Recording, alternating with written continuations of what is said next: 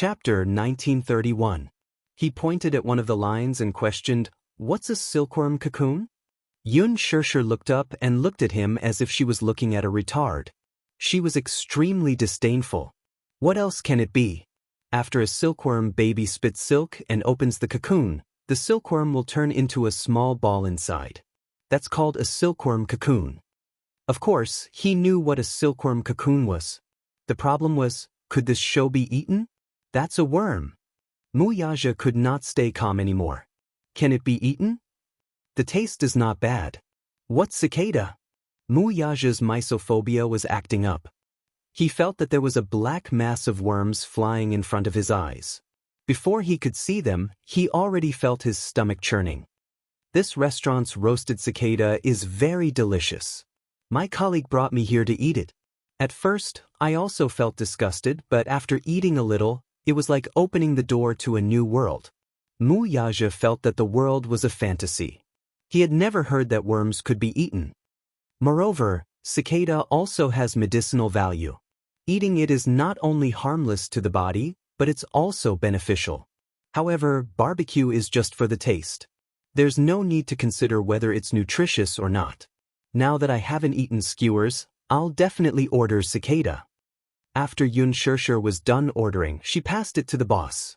Soon, the food was served in skewers. When Muyaja saw the first serving, he immediately covered his mouth in disgust. This woman had a strong taste. She actually ate pig brains. Pig brains were roasted with chopped green onions, soy sauce, and garlic paste on top. It was especially fragrant, and the oil was constantly boiling. However, just imagining it made him flinch. That was a brain. Yun Shirshir was speechless. Hey, what's wrong? You look like you're about to throw up. Is it that exaggerated? It feels disgusting. Just take a bite and you'll feel that there's such a delicacy in the world. Yun Shirshir encouraged. Muyaja, on the other hand, gritted his teeth and refused to look at her.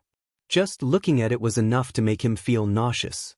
If he tasted it again, wouldn't he vomit? Perhaps it was because he had received a Western-style education since he was young, but when he was younger, he didn't even dare to eat a fish on the table. Westerners were especially disgusted by animal heads. Especially when he was eating the fish, his eyes were staring at him. It was very scary. However, after he returned to China, he gradually accepted the Chinese food culture. However, he only dared to look at things like brains, claws, and worms from afar. He did not dare to taste them himself. Yun Shirshir kept brainwashing him. She was determined to let him have a taste. Don't think that this is a brain. Just tell yourself that you're eating a piece of tofu. That's all. I'm not eating. Muyaja's attitude was firm and unwavering. Yun Shirshir pouted and said, "Please, can you be more manly? If I dare to eat it, why don't you dare to eat it? What's in your head? You've even eaten snails before." These words, however, provoked him. Muyaja furrowed his brows and stared at her intently. Finally, with an expression as if he was facing death, he closed his eyes and allowed her to feed him a spoonful of crushed brains. He kept brainwashing himself. This is tofu, this is tofu. Muyaja endured the discomfort and swallowed a mouthful without tasting it. How is it? It's tasteless. You swallowed it directly? Chapter 1932. Muyaja's face immediately turned pale. No. Before he could finish his sentence, Yun Shirshir suddenly grabbed his jaw and forced a mouthful of pig's brain into his mouth. Muyaja was speechless. This was simply inhumane torture. For the first time in his life, Muyaja had the urge to strangle her to death. Had this fellow become bold? Just as he was about to explode, his tongue tasted a trace of extremely delicious food. His expression instantly froze. He did not think too much just now as all his attention was focused on her. However, when he tasted the taste with his senses, it was indeed very delicious. The taste was not bad. Yun Shirshir grinned. Isn't that right? Doesn't it taste great? It's not bad. He expressed implicitly. However, these 3 words were already a compliment. It was an acknowledgement of the pig's brain. Look at how inexperienced you are. Yun Shirshir snickered. Muyaja's expression immediately turned cold. This stupid woman actually dared to tease him so recklessly and even laughed at him for being inexperienced. However, he was not angry. Perhaps he liked her no matter what she was like. He liked it when she teased him and made fun of him without restraint. This made him feel that there was no distance between them. All along, everyone, even Xiao Yichen, would more or less have a sense of respect for him. This feeling seemed to arise spontaneously. Even though he wanted to be closer to Xiao Yichen, the little guy was still very respectful of him. However, this woman made him feel that interacting with her was very natural and there was no need to be restrained by anything. This feeling was very good. While Mu Yaja was in a daze, Yun Shirshir took advantage of the heat and stuffed another mouthful of cicada into his mouth. Yun Shirshir smiled and said, "Try it. How does it taste?" Almost instinctively, Mu Yaja turned his head and spat out the cicada. "It's disgusting. I don't eat worms." The pig brain could barely accept it. Knowing won't do. He hated bugs the most. They felt dirty. Yun Shirshir's lips twitched. "Why did you spit it out?" "I don't like it." "You also said earlier that you don't like eating pig brains. But after tasting it, don't you also think that it tastes pretty good?" "That's acceptable, but not the worm." Just thinking about it made him feel disgusted. "Forget it, I won't force you."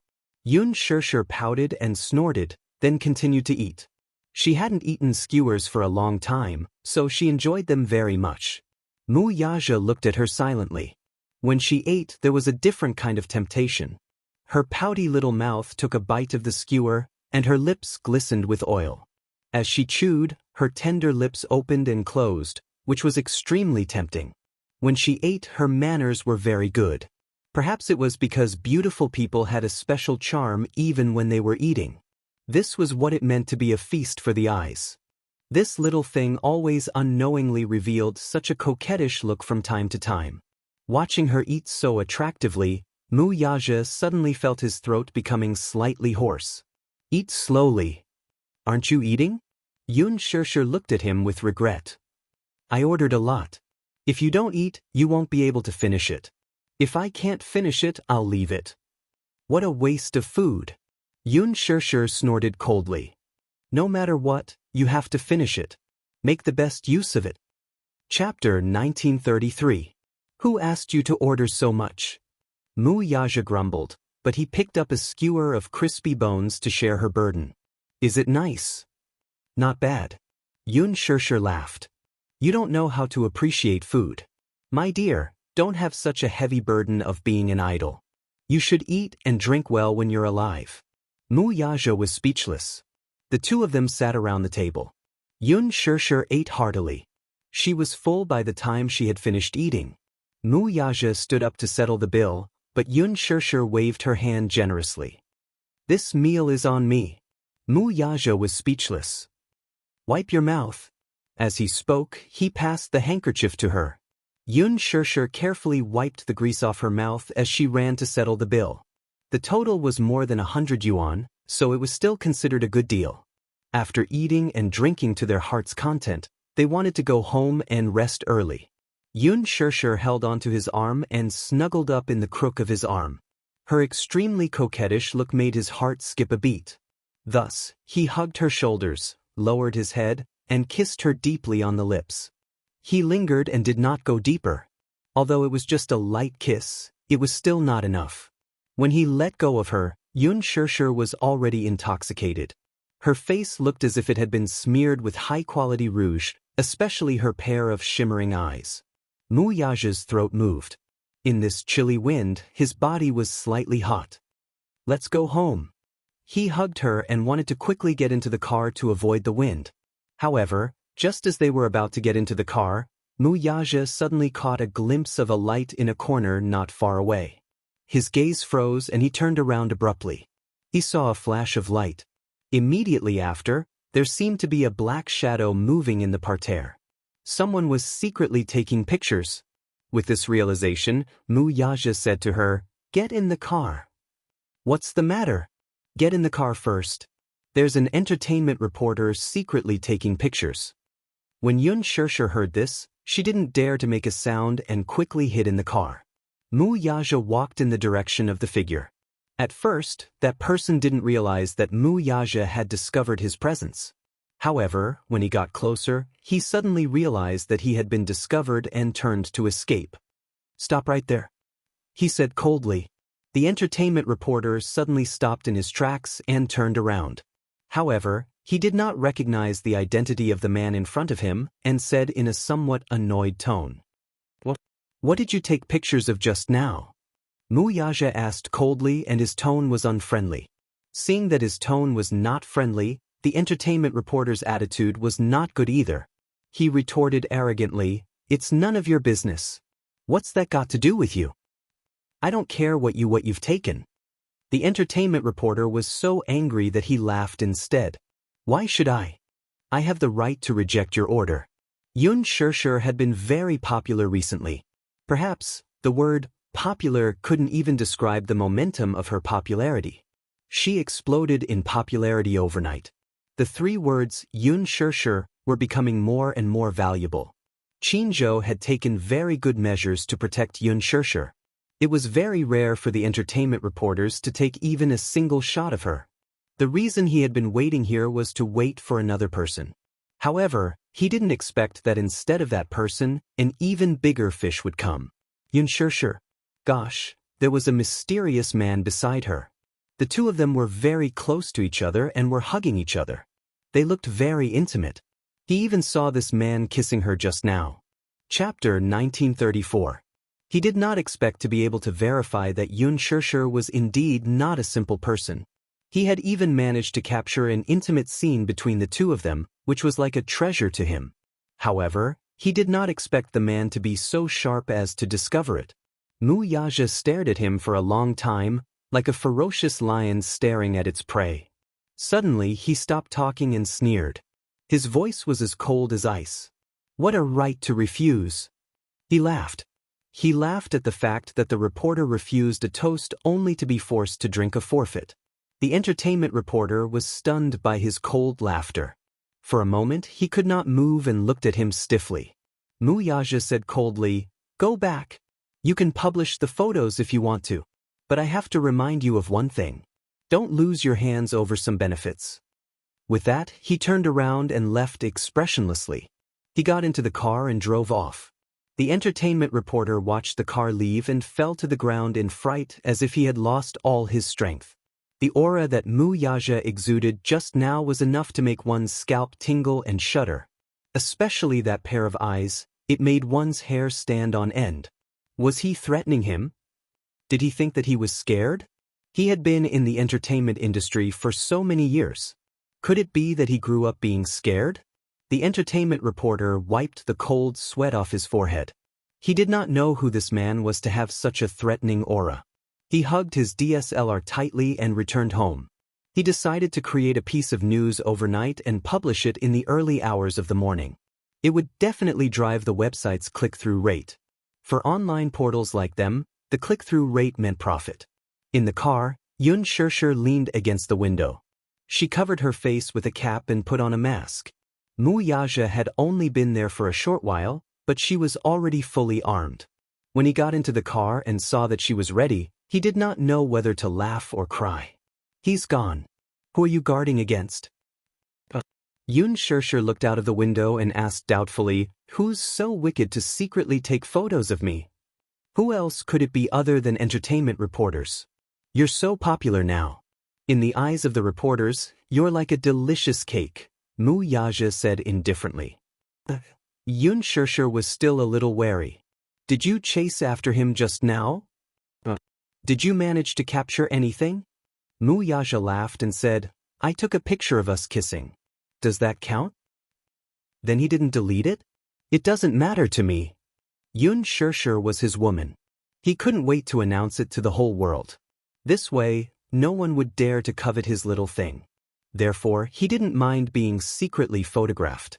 However, the problem was that if someone secretly took a photo and brought it back to the chief editor, if they saw the person in the photo, it would be another matter if they dared to publish it. It could be seen that this entertainment reporter wasn't very experienced. If it was an experienced entertainment reporter, they would have to take a detour when they saw him. They wouldn't even dare to take a second look at him, let alone take a sneak shot. Mu Yaja used to be very disgusted with reporters who secretly took photos of him. With his family background, the first crown prince of the capital, his extraordinary background, prominent power, and good looks, he became the object of public figures who were eager to find out more about him. In the eyes of the public, he was like a god. Man is a ridiculous thing. Chapter 1935. As the grandson of the richest man in the country, he was young but talented. He was completely different from the second son of a rich family. The public had always been curious about him. However, he did not like his privacy being pried into. When he first entered the Mu group, he was first exposed to the public in a national news video. He was sitting in the main seat and the camera flashed by. He became a hot topic online. The paparazzi started to take photos of him secretly. Of course, Mu Yaja was young and hot-blooded at that time. Those who took photos of him ended up in a sorry state. The worst thing was that the photos of him visiting his mother's grave were also published online. In a fit of anger, he was ruthless and banned the entire news agency. From then on, no entertainment reporters dared to pursue him. No one dared to offend this ruthless crown prince. How annoying! He's just like a fly. Yun Shirshir did not like this feeling. However, as a public figure, this was something that had to be sacrificed. The public always had a strong desire to pry into celebrities. Just as Mu Yaja had expected, the next day was uneventful. In fact, after the entertainment reporter had gone home last night, he had worked through the night to produce a piece of news. When he finally submitted it to the chief editor for review, the chief editor had seen the familiar face of the man in the photo and had slammed the manuscript on his face. Do you know the identity of the man in the photo? How dare you take photos of such a person? Do you want to implicate the entire website? The entertainment reporter was confused and didn't know what to do. Boss, what's going on? Do you know that there are 4 princes in the capital who cannot be offended? The first one is the big Buddha of the Mu group.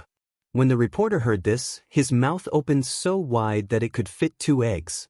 What? You mean that the man I took photos of is Mu Yaja? Have you heard of this name? Of course. It's like thunder in my ears. Then why did you write it? The chief editor was furious. If he had been careless, Dishing Financial Group would have announced a hostile takeover of them in less than 2 days once the photo was published on the company's website. Only then did the entertainment reporter understand. No wonder that man was so arrogant that day. It turned out that this person had a great background.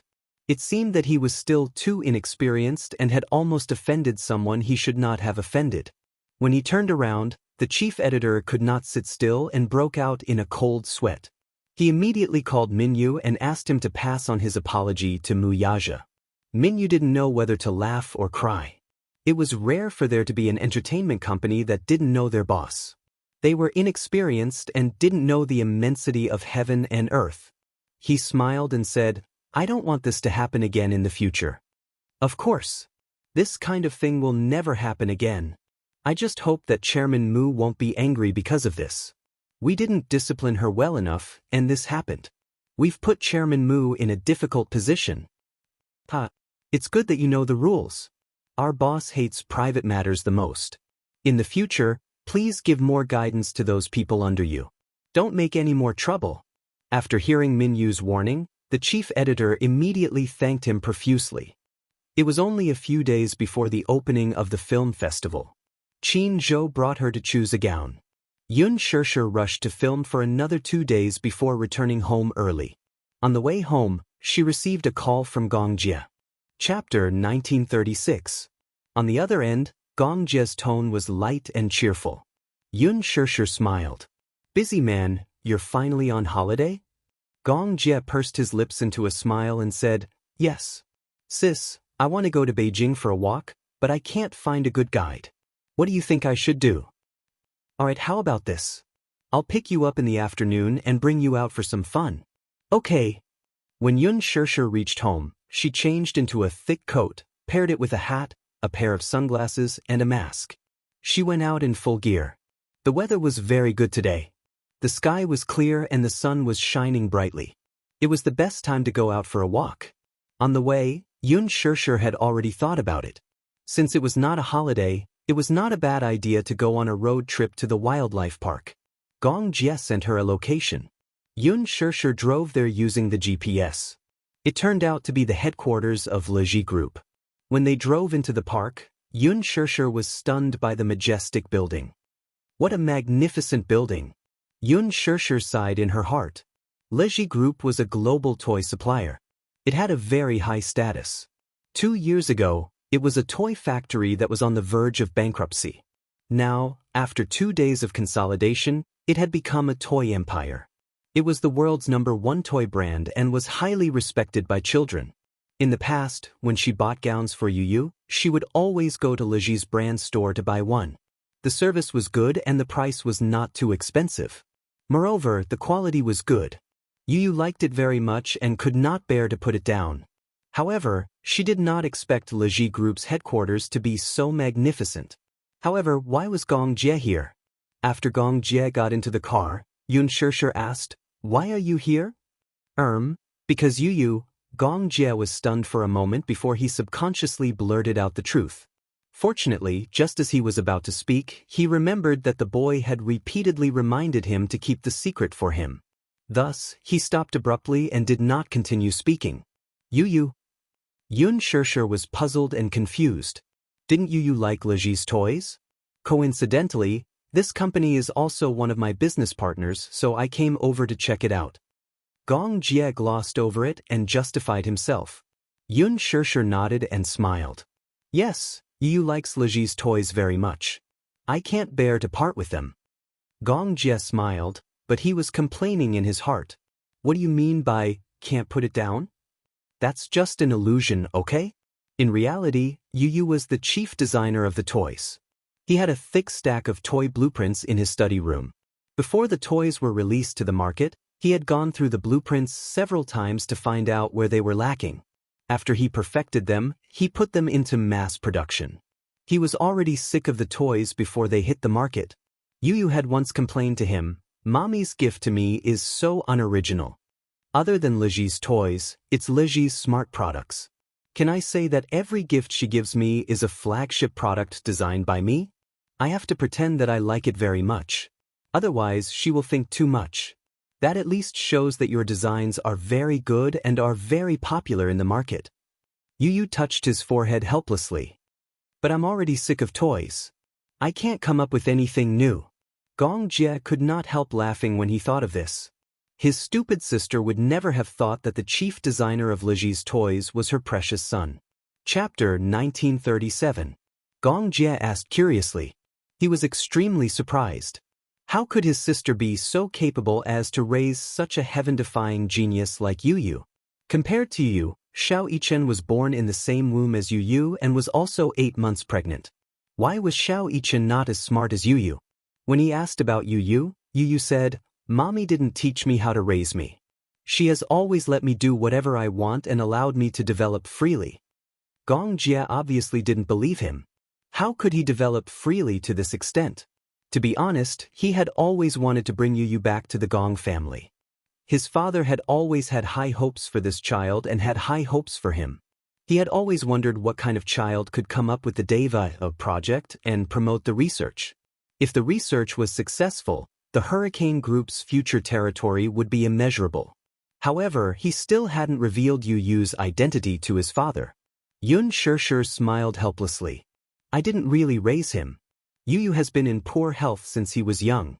I spent all my effort on his health." Poor health? Gong Jie raised his eyebrows. Yu's health was indeed not satisfactory. He was very thin and was different from Xiao Yichen's sunny and energetic aura. Other than the mature and steady aura he gave off, there was also a strange feeling. His health seemed to be very poor. Once he exercised vigorously, his heart rate would be irregular and his breathing would be frighteningly rapid. He had never seen Yu's illness, but he had always seen him pale and weak. Yun Shishir said quietly, "Yes." Because he was born prematurely and Xiao Yichen had taken all the nutrients from his mother's body, he didn't cry or make a fuss when he was born. His little face was purple and he didn't even breathe. When Xiao Yichen was born, he cried very loudly. Although he was also a premature baby, he was very healthy. However, Yu underwent surgery right after she was born. After that, she was kept in an incubator for a long time before she passed the critical stage. He was almost gone. The nurses all said that if it weren't for the little guy's strong will to live, he wouldn't have made it. As Yun Shirshir spoke, she paused and looked at him. Isn't it amazing? Such a young child actually had a strong will to live. Therefore, I feel that Yu and I are fated to be together. He is the best gift that God has given me. Although she looked calm when she said this, when Yu was in the critical stage and she had just given birth, she still held on to her body and painstakingly stayed by Yu's side. At that time, she was filled with despair and uneasiness. She prayed all the time that this child would be safe and sound. Every minute, every second, was torture. This was because no one knew what fate this child would face in the next second. Would it be death? Would it be survival? Even the doctors couldn't say for sure. They only said that this child had a strong will to live, but his vitality was very weak. They could only try their best. Whether the child could survive or not depended on the child's luck. Yun Shirshir was frightened when she heard this. She was afraid that the child wouldn't survive. When she was still in school, she actually didn't like children. When she saw how mischievous other children were, she silently thought that if she had children of her own in the future, she would definitely train them to be obedient and cute. Chapter 1938. Motherhood could turn a fierce and aggressive woman into a gentle and soft woman. She was amazed by the wonders of God and the impermanence of the world. She was certain that once the two children were born, they would be separated from her. Even so, she still hoped that the two children would grow up healthily. Xiao Yichen was taken away by the Mu family when he was born. However, they left behind a sickly child. The Mu family did not know. The first time Yun Shirshir saw the child, he was in an incubator. His skin was wrinkled and his face was flushed. He did not even have time to open his eyes. However, his long eyelashes fluttered like the wings of a butterfly. They were long and charming. I hope that you will survive. I hope that you will grow up to be taller than me and be healthy. Yun Shirshir made a wish and named him Tianyu. She hoped that the heavens would protect the child and that he would be able to survive the ordeal. The child seemed to be very intelligent. It was as if he understood her prayers. His vital signs became more stable day by day. On the 18th day of his birth, he finally survived the ordeal. However, he spent his long childhood in the hospital. Yun Shirshir always felt that she owed him. Hence, unlike other parents, she did not impose too many burdens on the child and allowed him to develop freely. Gong Jie quietly added after her, he developed freely, but in the end, he developed into such a heaven-defying person. This little guy is young, but he is very smart. He has a sweet mouth and knows how to coax people. Yun Shirshir was amused. I don't know who he learned that from. He will definitely be a lady killer when he grows up. Not only that. Now that I think about it, he will definitely be a lady killer when he grows up. He will be able to attract women from as young as 7 years old to as old as 70 years old. Yun Shirshir began to imagine that when Yu grew up, there would be many girls lining up to pursue him. She could not help but feel amused. Time passed quickly. In the blink of an eye, 7 years had passed.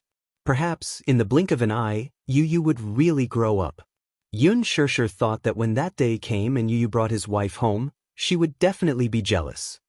Sister, where are we going to play? Safari Park. Look at animals? Gong Jie raised his eyebrows in anticipation. I've never been to a zoo since I was young. How could this be? Gong Jie said indifferently, because I had a lot of tasks when I was young, my father gave me a lot of plans, so I didn't have the time to play. The zoo is very interesting. We'll go on a road trip and drive around the park. All right. Gong Jie agreed happily. As long as he could be with her, he would like to go anywhere. When they arrived at the gate of the zoo, they were charged for stopping a taxi. Yun Shirshir had already booked the tickets online. Now that the internet was developed, everything was very convenient. One only needed to scan the QR code to obtain a pass. The safari park had a special road trip. What was different from other zoos was that here, one could have close contact with some gentle animals. In the zoo, other than the area for ferocious animals, Visitors could park their cars at any time and interact with the animals. It was very interesting. This zoo was very popular. Although it was not a weekend, it still attracted many visitors and the queue was very long. Chapter 1939. Before this, she had specially prepared a lot of carrots and vegetables in advance, intending to feed them to the small animals. After successfully entering the park, Yun Shirshir's car was quickly stopped by a cute alpaca. These animals in the wildlife park were all very smart. When they saw the car, they would casually walk forward and stop the car to ask for food. Some would even stick their heads into the car window and lick it with their tongues. They would use a pair of curious and bright eyes to stare at them like spiritual spirits. What's this? Gong Jie's eyes widened in surprise. He looked very interested in the alpaca that was blocking the car and chewing nonstop. Alpaca? Yes, it has a nickname. It's called Grass Mud Horse. Is it asking us for food? Gong Jie asked curiously. His handsome eyes were slightly smiling as he looked at the alpaca. A pair of lazy eyes stared at the car. Then, with lazy and decadent steps, it slowly walked to the car window. After posing, it calmly stuck its head out of the car window and opened its mouth wide. Gong Jie was amused. So bad, stopping the car to ask for food. How scheming. It's very clever. Yun Shirshir laughed again. Give it a carrot. It likes carrots. Gong Jie had just taken out a carrot from the food container. Before he could feed it, the alpaca's eyes lit up and it nimbly took the carrot from his hand. Its rude and unreasonable actions were undoubtedly snatching food. Gong Jie was stunned. He felt like he was being charged a toll. Yun Shirshir didn't know whether to laugh or cry. She looked at the alpaca that had destroyed a carrot. Then, it looked at the food container in Gong Jie's hand and licked his face with its long tongue. Gong Jie snatched it away in disgust and hugged Yun Shirshir's shoulder. Sister, save me. Don't tell me you're afraid of an alpaca? I dislike it. Its mouth stinks. The Gong Jie was a bit of a clean freak. After being licked by the alpaca, he was disgusted. Yun Shirshir said enviously, Shao Jie, you don't cherish it. This alpaca was very cold. Most people wanted to get close to it, but it ignored them. It licks you because it likes you. Of course not. Gong Jie complained. It's obviously trying to steal my carrot. That's why it's trying to be nice to me. It's so scheming. Yun Shirshir laughed out loud. Then quickly give it the carrot. If you give it to him, he won't bother you anymore. Gong Jie took out a carrot to tease it. He deliberately tempted it, and when it was about to eat it, he moved away. However, the alpaca was very persistent. It didn't know how to be angry. It stared at the carrot in Gong Jie's hand for a long time, but it couldn't lick it. After a while, the alpaca realized that the two-legged beast must be teasing it. It pouted its mouth angrily and spat at him. Yun Shirshir was speechless. Gong Jie was also speechless. He closed his eyes, frowned, and fell silent. The saliva on his face was sticky. His face was stiff, as if it was the first time an animal had despised him and spat at him. Was it despising him? Yun Shirshir complained, serves you right. Who asked you to tease it? Gong Jie expressed his innocence. He thought it was cute, so he couldn't help but want to tease it. In the end, the alpaca despised him. The alpaca seemed to have vented its anger and spat at Gong Jie again. Chapter 1940. A stream of saliva splattered on Yun Shirshir's face. Yun Shirshir was still laughing at him when she was spat on too. She was so aggrieved that she was about to cry. Gong Jie laughed gloatingly. Ha! You were spat on too. Serves you right. Who asked you to laugh at me? Yun Shirshir immediately took a wet towel and wiped the saliva off her face. She glared at him. You still have the cheek to laugh? It's all your fault for implicating me. He was obviously spitting on you. You're my sister. We should share blessings and hardships together. Gong Jie winked mischievously and also wiped his face with a wet towel. The siblings looked at each other and smiled knowingly. After giving the carrot to the alpaca, Yun Shirshir and Gong Jie went to the sink and washed the saliva off their faces. Luckily, she didn't wear any makeup. Otherwise, without makeup remover, it would be difficult to remove the saliva on her face. After Gong Jie washed his face, He looked at Yun Shirshir, who was carefully wiping her face. He suddenly reached out and held her hand tightly. Yun Shirshir turned around and looked at Gong Jie, only to see his eyes full of tenderness. "It's so good to be able to hold my sister's hand." Gong Jie's smiling eyes were bright and full of doting. "But you caused me to be spat on and now you're trying to please me? It's too late. Sister, I was wrong. Don't be angry, okay?" Gong Jie pretended to be obedient and tried to please her. Yun Shirshir snorted and turned to leave. Gong Jie stuck behind her, feeling wronged. Just like when they were young, when he made a mistake, he would follow behind her and constantly use flowery words to make her happy. Yun Shirshir continued to walk forward by herself as she pursed her lips and snickered incessantly. After Gong Jie repeatedly begged for mercy, she turned to glare at him coquettishly and suddenly held his hand. "All right, I forgive you. But from now on, be good, okay? Okay. Listen to me." Gong Jie smiled and looked at her obediently. Even though he was 1.89 meters tall, Yun Shirshir's petite and slender body only reached his chest, making her look like a little bird that was dependent on him. However, such a big guy listened to her and even obediently lowered his head to kiss her on the cheek. "I love Big Sis the most. Hey, there are so many people watching. Isn't it embarrassing? Can you be more serious?" "What? People will only be envious of our good relationship," Gong Jie said as he held her hand tightly. Along the way, he gently held her hand as they quietly toured the garden. Walking on the small path, countless people turned their heads to look at the handsome man and beautiful woman. The man had a slender figure, a handsome face, and a tall and straight posture. The woman's figure was graceful, elegant and refined, quiet and warm. Perhaps it was because Yun Shirshir was wearing a mask and her face couldn't be seen clearly, but when they saw her and Gong Jie standing together, many people mistakenly thought that they were a couple. There were even many young couples looking at them. Especially those young ladies, their gazes landed on Gong Jie and they couldn't look away. They had never seen such a handsome and sunny man, especially when Gong Jie lowered his head to listen seriously to Yun Shirshir's words. His eyes were focused, serious, and full of love, making many girls envious. They also wanted to have such a considerate and gentle boyfriend. The most important thing was that he was so handsome. Yet, such a perfect man was actually taken. Chapter 1941. Yun Shirshir was baffled and felt many hostile gazes on her. She looked around and realized that many people were looking at them curiously. She seemed to have accidentally become the public enemy of the girls. However, it was indeed a little too ostentatious to have someone as dazzling as Shao Jie by her side. "Let's go back to the car?" "What's wrong?" Gong Jie did not notice the admiring gazes behind him and raised his eyebrows curiously. "Tired?" "Yeah, a little. Let's go to the beast area." Thus, the two of them hurriedly got into the car and left this troublesome place. Yun Shirshir actually enjoyed spending time with Gong Jie.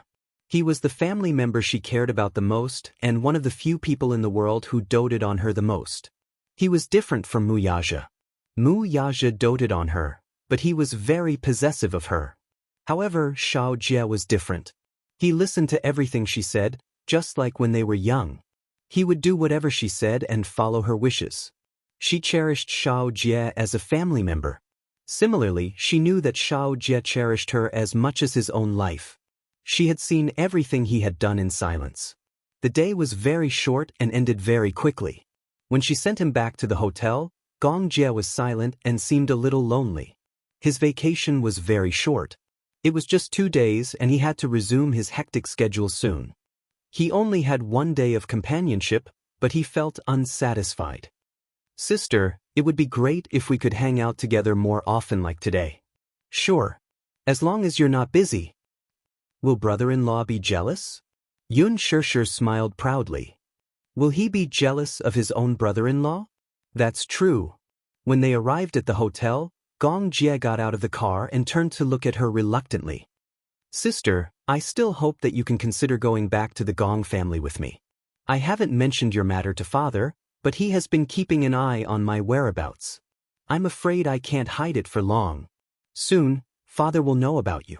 Yun Shirshir hesitated for a moment, then said slowly, How did he know your whereabouts? Because I'm surrounded by his spies. Gong Jie paused for a moment, but in his heart, he silently cursed. To be honest, he wasn't sure if his father knew about her movements. Even though he avoided it and took the initiative to hide it, there was no news from the Gong family. However, her father's influence was extensive, and he would soon grasp her sister's whereabouts. Sooner or later, she would be exposed. Therefore, he wanted to bring her back to the Gong family. Yun Shirshir asked hesitantly, "Will he accept me?" "Of course. You are his daughter. Father has always missed you." "Really? Accept me and the Mu family?" Gong Jie suddenly fell silent. Suddenly, he slowly said, "Father hates the Mu family more than I do. Even after so many years, it was still difficult for him to let go. I'm afraid it will be difficult. If there comes a day when he can accept everything about me, be it my husband, Yu or Xiao Yichen, if he can accept it, then I will be willing to go back to the Gong family with you. However, before that, I don't want to acknowledge him." Yun Shirshir said truthfully. Gong Jie took a deep breath and suddenly smiled. "Okay, I won't force you, but I still hope that you will consider it." "Okay." Chapter 1942. Go back to the Gong family? That place that was related to her by blood. What kind of place was the Gong family? Were the people in the family easy to get along with? Would they be hostile towards her? She guessed from Gong Jie that her mother was not the only woman in the Gong Xiaoying family. Gong Jie said that there were many members in the family and many candidates for the successor. Firstly, she could imagine that the Gong family was a big family. Secondly, she guessed that the Gong Xiaoying family must have many women and, like the Mu family, many children. She was just one of them who had wandered outside. He did not seem to know that she was still alive, but he had always cared about her. After all, Mu Qingqing was probably the woman he loved the most in his life. She was also the woman he felt the most guilty towards. He had many regrets. It was as if he could only fill this regret by finding her. Then, should she go back to the Gong family? Yun Shirshir had never considered this question. The Gong family had always given her the feeling that they were mysterious and domineering. However, it did not give her a sense of warmth. It made her feel that that place did not feel like a home. She did not want to go back.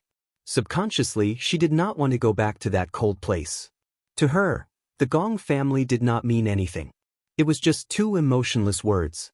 It was not that she was heartless, but since she was young, the concept of her biological father had been very weak. When she got home, Yu and Xiao Yichen were looking at the gown that had been delivered to them. The people from the studio had just delivered the gown. Yu and Xiao Yichen opened the door. Seeing that Yun Shirshir had returned, the assistant smiled and greeted her respectfully. "Madam Yun, you are back. We've already ironed the gown. Would you like to try it on? If there are any imperfections or flaws in the details, we'll fix them. The film festival is the day after tomorrow." Yun Shirshir glanced at them, only to see a look of exhaustion on the faces of the assistants. This gown was specially custom-made. She originally wanted to go to the counter and buy a set of finished products. She didn't need to wait and could wear it immediately. Many of the dresses at the counter were finished products from the fashion show. However, Qin Zhou didn't agree. It was very easy to wear the same clothes as the finished products of the show. There were so many star-studded celebrities at the film festival, and it was easy for them to wear the same outfit. Although it was not scary to wear the same outfit, it was embarrassing to see who was the ugliest. However, if they wore the same outfit, it was inevitable that the public would compare them and judge them. What Qin Zhou was more worried about was that now that she was so popular, if she were to wear the same outfit as a small fry, they would definitely be tied together by the other party's team. Wasn't this the same as being raped? Qin Zhou would never allow such a thing to happen. Therefore, he asked many experienced designers to design a few sets of gowns as soon as possible. After taking Yun Shirshir to choose, he took measurements. It had only been a few days since the dress selection, and the dress had already been rushed out. This gown was exquisitely made. It looked simple and elegant, but in reality, the embellishment of the details took a lot of effort. Yun Shirshir was quite surprised that such an exquisite dress could be made in just 5 days. It was also obvious that the people in the studio attached great importance to this matter. It was obvious that they had worked overnight to complete it. Originally, they had called Qin Zhou and asked him to go to the studio with Yun Shirshir to try on the gown. Chapter 1943. A few assistants helped her change into the gown. After changing, Yun Shirshir stood in front of the full-length mirror and looked at herself in satisfaction. She had to admit that Qin Zhou had a unique taste. She had thought that he would custom-make a gorgeous gown for her, but in fact, he had custom-made a simple and beautiful gown for her. The Green Apple had been nominated for many awards at the film festival. Therefore, she had to match the atmosphere of the movie when she walked the red carpet. In the movie, she had created a pure and elegant image. Therefore, when she walked the red carpet, if she were to put on too much makeup, it would make the movie fans feel unfamiliar with her. She had to match the theme of the movie and promote it further. Most of the fans at the film festival were attracted to her performance in The Green Apple. Therefore, Qin Zhou had custom-made a pure and elegant gown for her. This way, the fans would feel immersed, as if the character in the movie had walked out of the screen alive. The snow-white gown was embellished with delicate blue lace. It was refined and elegant, and it was beautiful beyond compare. Coupled with the crystal-like nude makeup, it looked pure and elegant. It was very beautiful. Yun Shirshir was also very satisfied. She walked out in the gown and stood in front of Yu Yu and Xiao Yichen. "What do you think of this gown?" Xiao Yichen immediately exclaimed in surprise, "Mommy is so beautiful." This was the so-called clothes rack. Yun Shirshir had a delicate frame, a well-proportioned body, and a rare golden ratio. Her legs were very long, so even though she was wearing slippers, she still looked very elegant. Xiao Yichen felt that his mommy looked good no matter what she wore. Not only was his mommy beautiful, but she also had a very elegant aura. Beauty could be improved later, but elegance was very difficult to improve. Some female celebrities were very beautiful, but they were so delicate that they looked like soulless porcelain dolls. They were very empty and lacked charm. Therefore, temperament was sometimes even more charming than beauty. Yu Yu crossed his arms and looked at her with a deep gaze. He quietly sized her up and suddenly smiled gently. "Mommy looks very good in this gown. Why did you take so long to answer?" Yun Shirshir pouted. "Are you saying something against your will to make mommy happy?" "What? You look good no matter what you wear. How can I lie to you?" "You still deny it? What do you mean by, I look good in anything?" "Yu Yu, you can't lie to mommy." Xiao Yichen snickered. "There's a saying that goes, beauty is in the eye of the beholder. You taught me." Yun Shirshir blushed. "What lover?" Yu Yu said that mommy must have been his lover in his past life. That's why they were fated to meet in this life. Before Xiao Yichen could finish his sentence, Yu Yu covered his mouth and glared at him. "What nonsense are you spouting?" Little Yichen looked at him innocently. Blinking his eyes, he seemed to be silently accusing him. "You're the one who told me that." He wasn't spouting nonsense. Yu Yu had told him before that a daughter was her father's lover in his past life. Therefore, it should be the same for a mother and a son. Therefore, beauty was in the eye of the beholder. In Yu Yu's eyes, his mommy was perfect. No one could compare to her in this world. However, Yu Yu hated Xiao Yichen for failing to live up to his expectations. He gritted his teeth. How could he say something like that in front of mommy? Chapter 1944. It was a pure thought, but when he said it, it made him seem like he had an Oedipus complex. Yun Shirshir looked at the two little guys and suddenly burst into laughter. "Yu Yu, don't bully your older brother." Yu Yu looked at her innocently, feeling helpless. Finally, she let go of his hand helplessly. However, her cold gaze seemed to be warning Xiao Yichen not to say anything else. Xiao Yichen made an "okay" sign. Yun Shirshir changed out of the gown, and the assistants came forward to ask about it. Yun Shirshir was very satisfied with the gown and said, "It's already perfect. Thank you for your hard work. You must have put in a lot of effort to rush this gown, right?" The assistants looked at each other and heaved a sigh of relief. "Madam Yun, it's good that you're satisfied.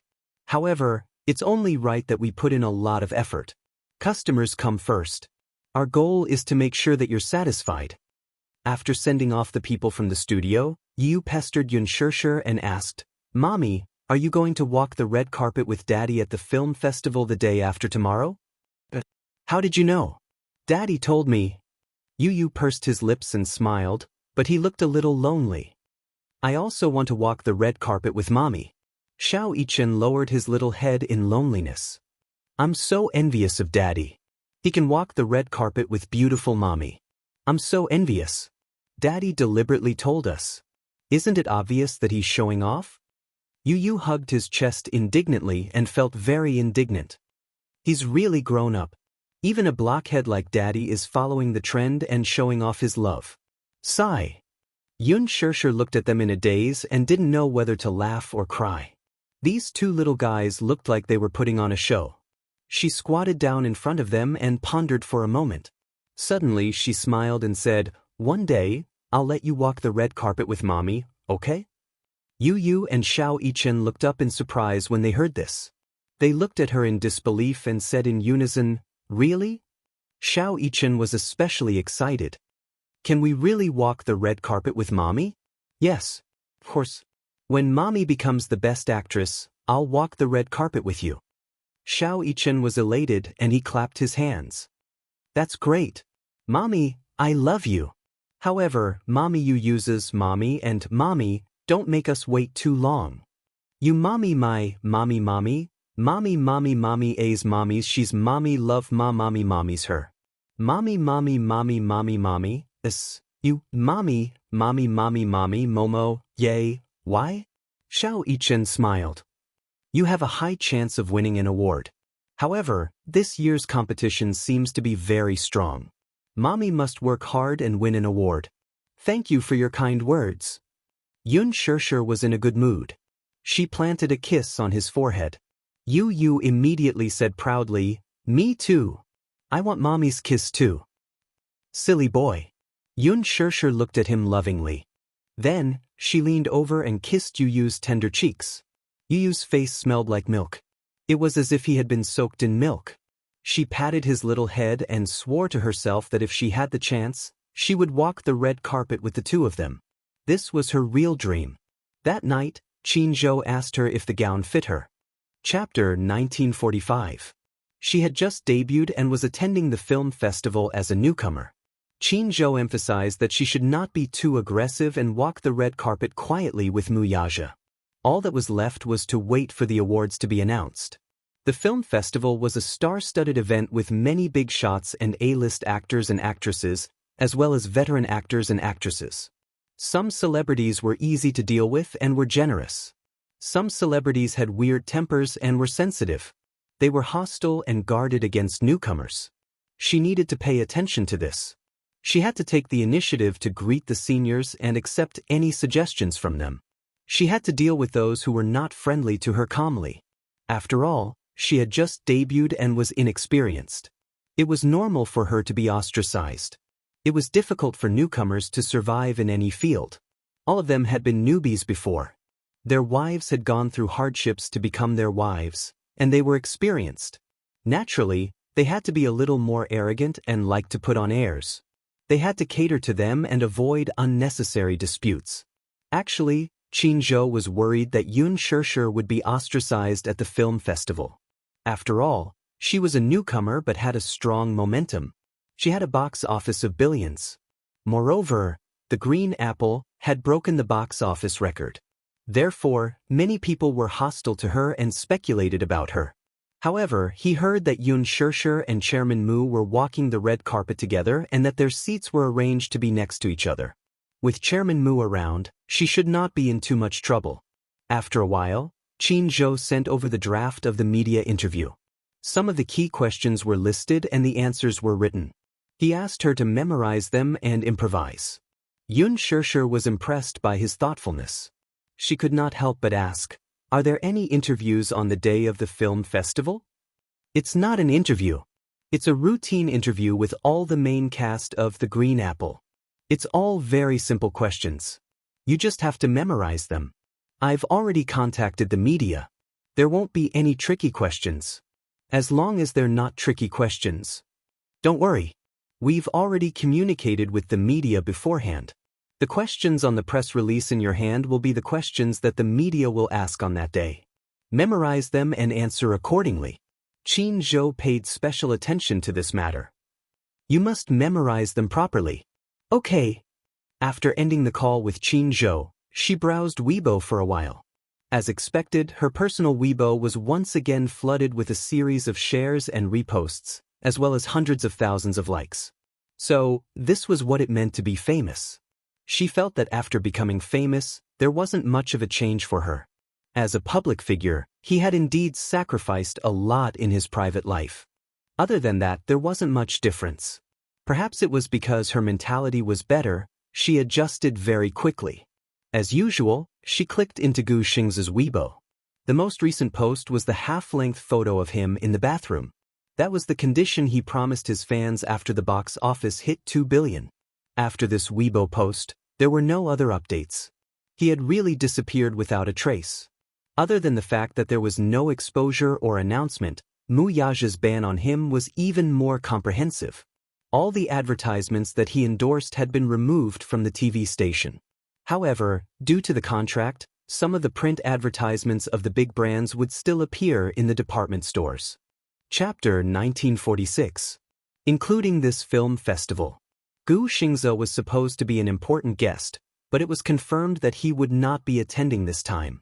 The absence of the male lead in The Green Apple would definitely cause a lot of discussion and speculation. Yun Shirshir turned off her phone and leaned against the chair. Sometimes, the entertainment industry was really a cruel place. She had just debuted not long ago, but she already had a deep understanding of it. Forget it. Don't think so much. When Mu Yaja returned, Yun Shirshir had already gone to bed early. Her phone had slipped to the side, but it was still lit up. He picked it up and glanced at it. She was still memorizing her script before going to bed. The man smiled helplessly. He tucked her in and caressed her cheek gently. Yun Shirshir was a light sleeper. His touch woke her up quickly. She opened her sleepy eyes and was surprised to see him. "You're back." She rubbed her eyes and complained, "What time is it? Why are you back so late?" "I had something to do at the company, so I delayed it." "Have you had dinner?" Yun Shirshir asked with concern. His stomach was not very good, so she always paid attention to whether he ate 3 meals on time. Mu Yaja smiled. He sat on the side of the bed and smoothed her messy hair. "You can't even take care of yourself, but you still have the time to worry about me? How could I? I'm clearly taking good care of myself." Yun Shirshir got up slowly and hugged his waist. She hugged him quietly. She looked down and greedily pressed her face against his straight back. She suddenly felt a great sense of security. She liked to hug him quietly like this. This sense of security was as if she would not be afraid even if the sky fell down with him around. "It's so good to have you." Every night when they hugged each other to sleep, she slept exceptionally well. She did not have any dreams and could always sleep until dawn. This feeling was very reassuring. Mu Yaja let her hug him quietly. After a busy day, he really enjoyed this peaceful time with her. "All right, go to sleep. I'm going to wash up." Yun Shirshir remained silent. She continued to hug him and refused to let go. Mu Yaja did not know what to do with her and remained motionless. "You're not sleepy?" "I'm sleepy." Yun Shirshir was lazy and unwilling to move. She placed all her weight on him. Her dependence on him was evident at this moment. "If you're tired, then go to bed early." Yun Shirshir replied with an obviously reluctant to let go. "I want to hug you more." Mu Yaja could not help but laugh. He gently scratched the bridge of her nose. Little fool. He liked that she was so dependent on him. Moreover, he enjoyed this warm feeling. How great would it be if time could stop at this moment? "Idiot, get some rest. It's cold at night. If you catch a cold, you won't be able to walk the red carpet the day after tomorrow." Mu Yaja coaxed her to lie down. Yun Shirshir nodded gently and lay on the bed like an obedient cat. He covered her with the blanket and kissed her forehead before going to wash up. When he returned to the room after a hot shower, the little fellow on the bed had already fallen asleep. The bedside lamp was still gently lit, reflecting on her beautiful face. Time was peaceful. Mu Yaja got into bed and hugged her in his arms. He also went to bed early. Song Family. Chapter 1947. She had not left her room for 3 days and 3 nights. Similarly, she was not done yet. Song Yunshi felt depressed. She did not know what was wrong with this little ancestor. She locked herself in her room in a fit of anger and refused to come out. She was throwing a tantrum again. He had just returned from the army when he mentioned this matter to his mother. He did not even need to think about it to know who had wronged her outside again. Song Yunshi asked, "Has she not stepped out of this door in the past 3 days?" But she did open the door. When? The servant was trembling in fear at the side.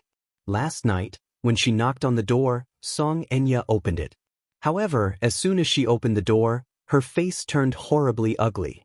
Just as she asked a question, Song Enya expressionlessly knocked over the food tray in her hand.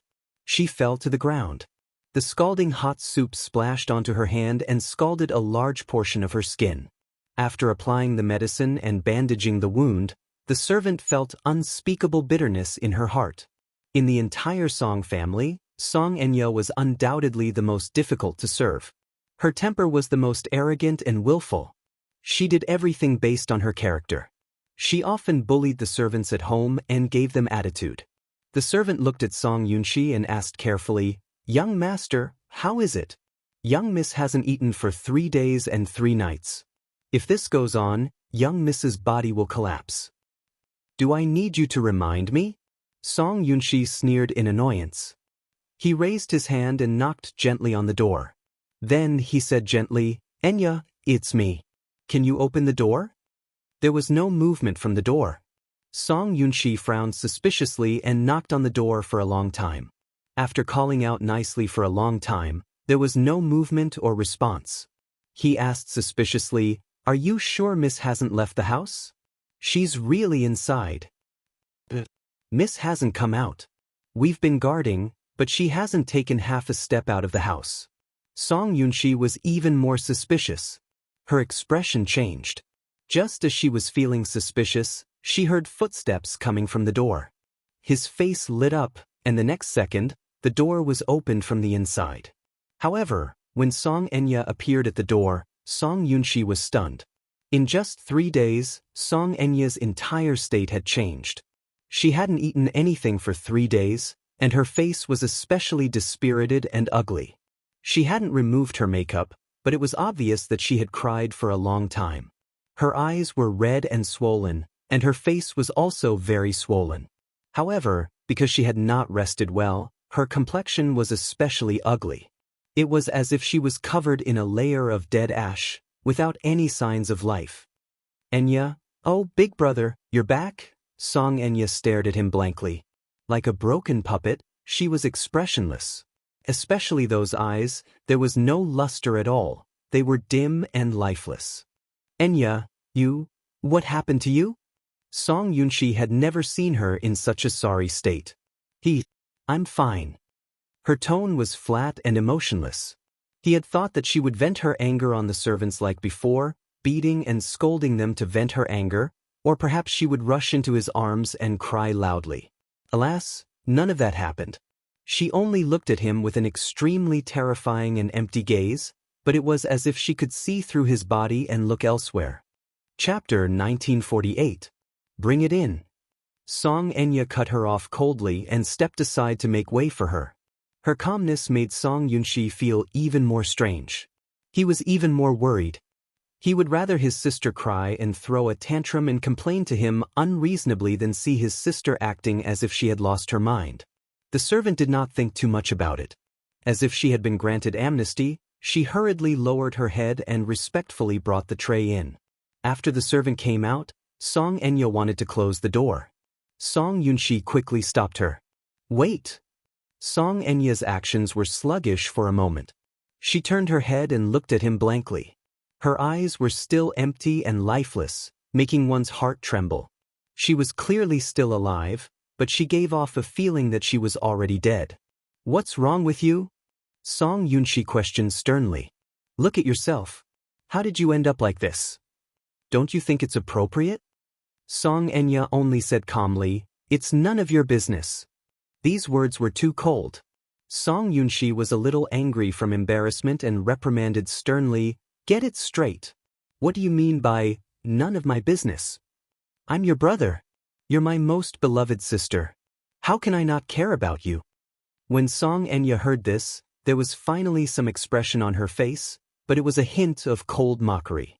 "You make it sound so nice. Then tell me, how do you want to control me?" These words undoubtedly stunned Song Yunshi and made her speechless. He did not know how to answer her sharp question. "How can you control me?" Song Enya smiled faintly, a trace of misery appearing on her haggard face. "Brother, in your eyes, I must be very laughable, right? In everyone's eyes, I ignored ethics and fell in love with a man who shouldn't and can't love. Isn't that laughable?" Song Enya showed great impatience. "You don't have to answer because I know what you're thinking. So, you don't have to care about me. Just take care of yourself, okay?" But Song Yunshi still wanted to try. "You don't have to care about me, you can't control me anyway. I'll make my own decisions for my own matters. It's not up to you to decide." As he spoke, he was about to close the door. Song Yunshi said angrily, "How dare you?" Song Enya's back paused. Song Yunshi gritted her teeth in anger. "Enya, you've gone too far. Everyone was worried about you, but why did you end up like this for a man? Without him, would you have died?" A light word fell into his ears, but it was exceptionally firm. She turned around and smiled sadly, but she was especially resolute. "I will die." Song Yunshi was suddenly speechless. Song Enya smiled faintly and enunciated each word clearly. "I love him more than my life." As soon as she finished speaking, she slammed the door shut and shut him outside. Song Yunshi said angrily, "Fine. Don't worry about me, fine. Then I won't care about you anymore." He turned around and went downstairs. Jiang Qiming walked over and asked worriedly, "How is it? Why do you care about her? She's courting death and said that she doesn't want me to care. What can I say?" Jiang Qiming was extremely worried. With a worried look, she sighed helplessly. "This child is too willful. Why is her temper so bad?" Chapter 1949. "Are you blaming me?" Jiang Qiming asked angrily. "Why are you saying that too? Are you and Enya trying to make me angry?" "I wouldn't dare." Song Yunshi snorted, took a sip of tea, and sank into the sofa as if she had lost all her strength. "The army is already mentally and physically exhausting, and I still have to coax my two precious sisters when I come back. Mom, don't spoil her too much. Enya has grown up and has her own opinions." "Her own opinions?" Jiang Qiming was speechless. What good opinions can this child have? She's always fooling around. That child, Yaja, doesn't like her at all, yet she's still clinging to him. Isn't this a joke? Song Yunshi said, "Uncle Mu is her uncle, and they are related by blood. No matter how much she likes him, there should be a limit. I think she's crazy and doesn't care about this basic concept of ethics at all. It's ridiculous that she wants to be with Uncle Mu. Actually, if two people are in love with each other, it's not impossible for them to be together. In many families, it's not a secret that cousins are connected by marriage, so it might not be a joke." Jiang Qiming paused for a moment before expressing her opinion. "Actually, I'm quite fond of that child too. Yaja has extraordinary capabilities and is outstanding. No one in the Mu family can match up to his boldness and responsibility. That's why I don't object. The problem is that Yaja only treats Enya as a sister. Feelings can't be forced. Moreover, he's especially stubborn. Mom, have you lost your mind too? If Dad hears this, he'll definitely scold you." Song Yunshi interrupted her. "Your sister is insensible and fooling around, and you're blindly joining in? The world is going to be in chaos." Jiang Qiming was so angry that she kept quiet. Actually, she really liked Mu Yaja. It was a pity that Mu Yaja only treated Enya as a sister. She sighed and asked, "Are you hungry? If you're hungry, I'll prepare something for you." Song Yunshi waved her hand. "No need. I'm not hungry. I've already eaten." After a pause, he added, "Even if I haven't eaten yet, I'm full from being angered by Enya." Jiang Qiming did not know whether to laugh or cry. She sat beside him, still looking worried. Who does Enya take after her temper? Song Yunshi was obviously still angry. She said angrily, she has been pampered since she was a child. How good can her temper be? Jiang Qiming was furious. She's your sister.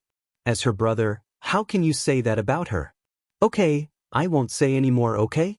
Look, I only said a few words to her and you're siding with her. It would be strange if he wasn't spoiled. Song Yunshi stood up impatiently and walked upstairs. Jiang Qiming asked, where are you going? Let's go to the study and read. Go to sleep. Song Yunshi was in a bad mood and didn't want to talk to her anymore. Jiang Qiming shook her head but did not say anything else. Inside the room, she walked to the balcony and dialed a number. How's the arrangement? Miss, don't worry. Everything has been arranged. The person has been brought out. It's all up to you. Keep an eye on her and don't let her run around. Song Enya smiled sinisterly and said casually, I want her to be useful the day after tomorrow. Understood. Chapter 1950. On the opening day of the Golden Eagle Film Festival, Yun Shirshir woke up in the wee hours of the morning. The Golden Eagle Film Festival would be held in Sea City, the fashion capital. It was only a 3-hour flight from the capital to Sea City. Hence, after Mu Yaja's morning meeting, he would return to Xiangdi Walk to pick her up and fly to Sea City. Yun Shirshir was waiting for him at home. She did not know why, though, but she woke up early in the morning. After he left for the office, she lay in bed. She wanted to rest for a while more, but no matter how she tossed and turned, she could not fall asleep. Before this, if she was asked if she was nervous about participating in the film festival, she would have replied that she was not nervous. But now, she felt inexplicably uneasy. Everyone had high hopes for her. Actually, she did not have high hopes for herself. She was already satisfied that the film could break the box office record. As for the other awards, she did not have any hope at all. But everyone had high hopes for her to win an award. Lin Fengtian was even more certain that at least one Golden Eagle trophy for the Best Newcomer Award was already in his hands. Yun Shirshir thought that the awards had already been decided internally, but now that Lin Fengtian had made such a bold declaration, she felt even more uncertain about it. Qin Zhou also predicted that it wouldn't be a problem for her to win a newcomer's trophy. As for the Best Actor award, she probably had no hope. Yun Shirshir was extremely nervous. It would be fine if she won the award. But if she did not, she would become a laughingstock. Qin Zhou laughed at her for thinking too much. Even if she did not win the award, he would not laugh at her. If she won the award, it would be expected of her. If she did not win the award, she could only say that the judges were blind. She had such a good performance, but she did not win the award. There must be something going on. After all, among all the characters in the running, Yin Xiaochuan was the only one who was better than most of the veteran actors in terms of box office results and audience love. She would definitely win the Best Newcomer award. His irrefutable words made Yun Shirshir burst into laughter. How can it be so exaggerated? If there isn't, doesn't that mean there's something shady going on? Qin Zhou snorted coldly. If there's no newcomer award, just you wait. I'll carry a cannon to the organizing committee. Yun Shirshir was even happier. Sure. I'll visit you often then. Looking at me? To visit a prisoner, Yun Shirshir said matter-of-factly. Qin Zhou flew into a rage out of humiliation. How could I have accepted such a heartless person like you? Yun Shirshir nestled under the blanket. After checking her Weibo account, she got out of bed. They were just waiting for Mu Yaja to finish his meeting so that they could set off together. Every morning, Dishing Financial Group would hold a board meeting. Since he was going to attend the film festival in City B, he arranged everything in advance. After attending the film festival in City B, he would stay in a hotel and return to Beijing the next day. By the time he finished the meeting, he had already booked the plane tickets in advance. After Mu Yaja returned to his office and arranged everything, he suddenly heard the sound of high heels hitting the ground outside the door. Hurried footsteps and the voice of his accompanying secretary repeatedly tried to stop her. Mrs. Song, the president should still be in the meeting. Don't stop me. I have something important to talk to him about. Mrs. Song, go away. Chapter 1951. Shocked, Minyu turned to look at the door, only to see Jiang Qimeng barging in. She scanned the office and quickly spotted Mu Yaja, who was sitting at his desk, and walked over anxiously. Yaja! Mu Yaja looked up and could not help frowning when he saw that it was Jiang Qimeng. Sis, what's wrong? Why are you in such a hurry? Jiang Qimeng couldn't help complaining. Yaja, why can't I reach you on the phone? Mu Yaja calmly replied, I was in a meeting and just got back to my office. Chairman Mu. His secretary, who was standing at the door, greeted him awkwardly. He glanced at Jiang Qimeng, clearly confused. Minyu replied calmly, Go back to work. Sir. The secretary nodded, closed the door and left. Mu Yaja asked, Auntie, what's the matter? Jiang Qimeng was about to speak when she glanced at Minyu, who was standing at the side, with a conflicted expression. Mu Yaja also looked at him and signaled with his eyes. Minyu was someone who knew how to read people's expressions, so he immediately understood and respectfully retreated. After the door closed, Mu Yaja said, Speak. Yaja, something happened to Enya.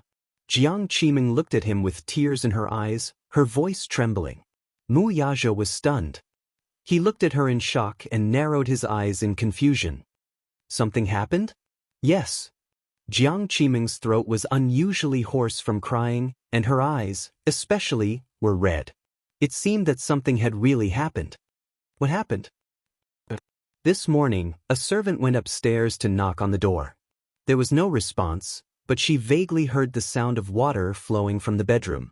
The servant was worried that something had happened, so she immediately called Yunshi over. Yunshi was strong and kicked the door open. When he rushed in, he saw Enya lying in the bathtub. The bathtub was filled with water and was stained red with blood. Jiang Qimeng's eyes were filled with fear as she recounted the incident, as if the scene was still vivid in her mind. What happened to her? Mu Yaja could vaguely make out some clues. Enya, she's too silly. She took things too hard. Where is she now? When Yunshi found out about the accident, he rushed her to the hospital. Fortunately, she was found in time and was saved. However, after this girl woke up, her emotions were unstable and she couldn't leave at all. Otherwise, who knew what kind of extreme behavior she would do again? Now, Yunshi is taking care of her in the hospital. I didn't dare to tell your uncle about this because I was afraid that he would be angry. Jiang Qimeng said with lingering fear. She really did not dare to imagine if she would have lost her daughter forever if she had not discovered it in time. Mu Yaja's heart was slightly at ease when he heard from his mother that his niece had been rescued. That's good. Chapter 1952. Mu Yaja lowered his eyes and said calmly, I have something on in the afternoon. I'm very busy and can't leave. Jiang Qimeng thought that he would agree immediately. After all, apart from Yunshi and her father, Mu Yaja was probably the man who doted on her the most since she was young. Jiang Qimeng knew very well that Mu Yaja doted on her because she had a face that was almost carved out of the same mold as Jiang Yishan. Moreover, as she grew older, she became more and more similar to Jiang Yishan. Jiang Qimeng was also surprised. Jiang Yishan was the person Mu Yaja missed the most. The year his mother passed away, Mu Yaja almost collapsed. At that time, it was little Enya who accompanied him through it. Mu Yaja placed all his grief for his mother on Song Enya. Therefore, he doted on her very much. No matter what harsh conditions she put forward, he would fulfill them one by one. Only Song Enya could be willful and arrogant in front of him, and Mu Yaja tolerated her. All of this only came to an end when Yun Shirshir appeared. Now, Mu Yaja was much colder to Song Enya. In the past, the Mu and Song families were very close. They moved around a lot. Now, with Mu Yaja's neglect of Song Enya, the relationship between the two families gradually fell to a freezing point. But now, Song Enya was lying on the bed. Although she had been saved, she was as if she was dead and did not say a word. No matter how Song Yunshi counseled, comforted, and made her happy, Song Enya remained indifferent. Song Enya was still indifferent. The only thing she said was, I want to see Brother Mu. That was all. Jiang Qimeng could not bear to hear this. She left the hospital without Song Yunshi's knowledge and rushed all the way here. She did not care about her elegant demeanor and image. She only hoped that Mu Yaja would at least visit Enya at the hospital on account of the years of friendship between the two families. Yaja, I'm begging you, okay? You love Enya so much, but I don't know what happened to her. Maybe Enya did something she shouldn't have done. But she's still a child. She doesn't know any better and has made a mistake. Elder sister apologizes to you. Please forgive this child for my sake. Moreover, Enya also knows that she was wrong. She didn't have the face to see you, so she couldn't think straight and tried to kill herself. Just go to the hospital to see her and talk to her. At least, don't make her take things too hard. Auntie really can't lose her. Since she's already been saved, just take good care of her. There's no need for me to go. Mu Yaja still refused coldly. Jiang Qiming did not expect him to be so cold-hearted. Yaja, how can you say that? What did I say wrong? Mu Yaja raised his eyes and said matter-of-factly, she has an elder brother, a mother, and a father who dotes on her. Especially you, as her mother, should be the one by her side when something happens to her, not me. Yunshi, too, is your responsibility. It doesn't seem to have anything to do with me. How can you say that? Jiang Qiming widened her eyes in shock and was heartbroken. Yaja, how can you be so heartless? Even if Enya didn't do anything wrong, you shouldn't be so cruel, right? She's already in this state. What else do you want her to do? Chapter 1953. She was the one who cut her own wrist and hurt herself. If I remember correctly, she's already an adult. As an adult, shouldn't she be responsible for her own actions? Mu Yaja paused and a look of disgust appeared on his face. I have something on in the afternoon, so I can't visit her. But she only listens to you. Even if we want to counsel her, she won't listen at all. We really don't have a choice and don't know what to do. As the saying goes, the one who tied the bell should untie it. You're the knot in her heart. If you want to untie this knot in her heart, you have to do it yourself, right? Mu Yaja furrowed his brows impatiently and a sharp glint flashed across his eyes. I don't think I have this obligation. Yes, you don't have this obligation. But you don't have to be so heartless. Don't tell me you really don't have any feelings for Enya at all? What happened between the two of you? Aren't you and Enya very close? Why are we like strangers all of a sudden? Jiang Qiming was so anxious that she was at a loss. She looked at Mu Yaja with teary eyes and begged him over and over again. Mu Yaja's gaze gradually turned cold, and it was obvious that he had lost all his patience. Jiang Qiming sized up his expression and gritted her teeth. She said harshly, Do you know that Enya likes you? You know. Jiang Qiming turned pale with fright. Mu Yaja looked up and met her surprised gaze coldly. So, what do you want me to give her in return? Or do you want to be like her, disregarding human relationships and defying the ways of the world to be with her and give her back her passionate feelings? Jiang Qiming was extremely embarrassed by his words. She looked at him awkwardly and her face was flushed red. She suddenly asked again. Do you have feelings for Enya? Mu Yaja pondered for a moment and nodded. Yes. If you like Enya, it's not impossible for the two of you to be together. Look at Huachin International's young Master Wang. He's also married to his cousin and that. Sister, do you know what you're saying? Mu Yaja couldn't take it anymore and interrupted her. I know. If the two of you like each other, what's wrong with being together? At most, we won't announce your marriage to the public. The Mu and Song families have a relationship and this marriage is considered a family. Enough. Mu Yaja slammed the document in his hand on the table. His patience had clearly reached its limit. I've never said that I like her at all. Didn't you just saying, my feelings for her is just an older brother's love for his younger sister. But now, this feeling had more or less been obliterated. So, don't mention this matter again in the future. It makes me feel disgusted. After he finished speaking, Jiang Qiming, who followed him, Jiang. No matter what, I promise you that I won't mention this matter again. But can you agree to this condition of mine? Go to the hospital to visit Enya and at least convince her not to let her do stupid things again, okay? Mu Yaja remained indifferent. Jiang Qimeng was so anxious that she broke down.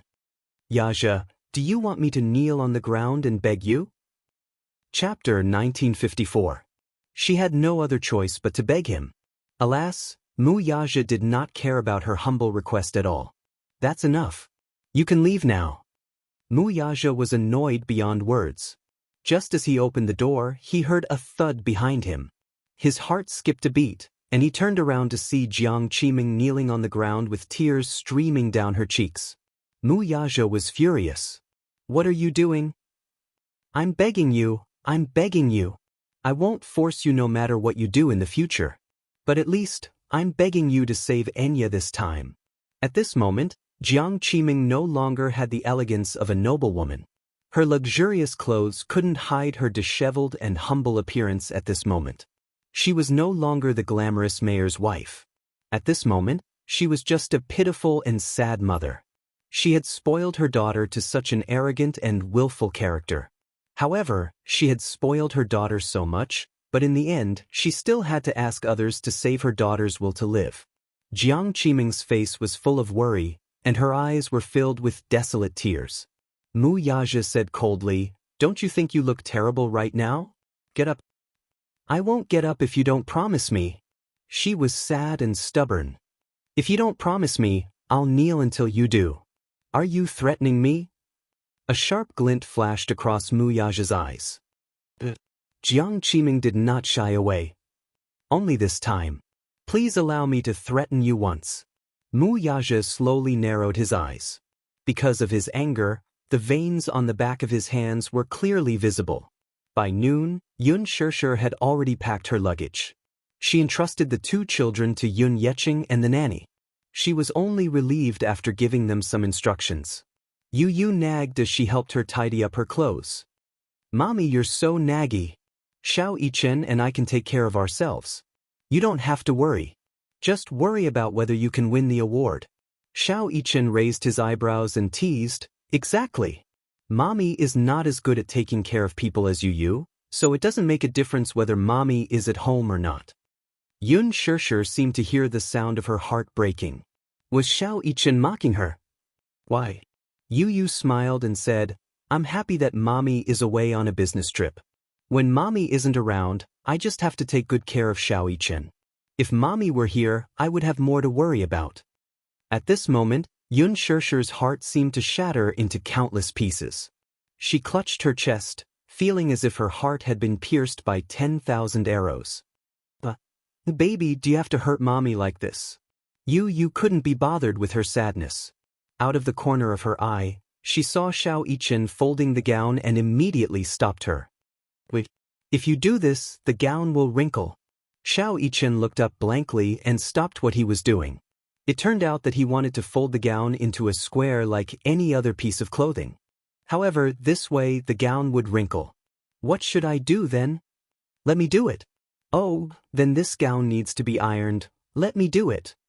Yu was as busy as a nanny, running around in circles. Yun Shishir wanted to help, but Yu immediately chased her away. "Both of you, go sit on the sofa. Don't be a hindrance." Chapter 1955. Half a minute later, Yun Shishir obediently sat on the sofa with Xiao Yichen in her arms. Yu busied himself with packing. In less than 10 minutes, all the luggage was packed.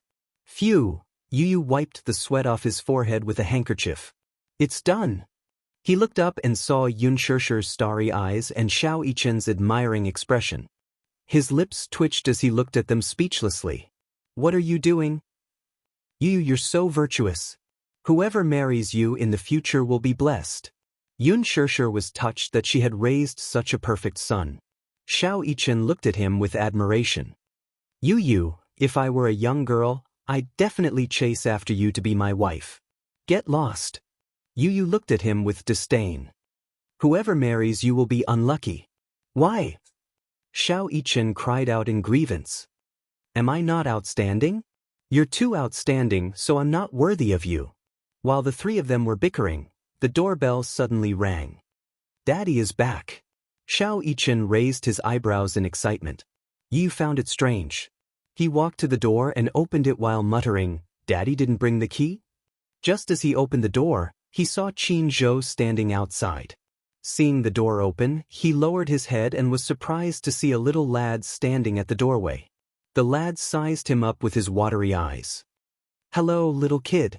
Qin Zhou greeted him with a smile.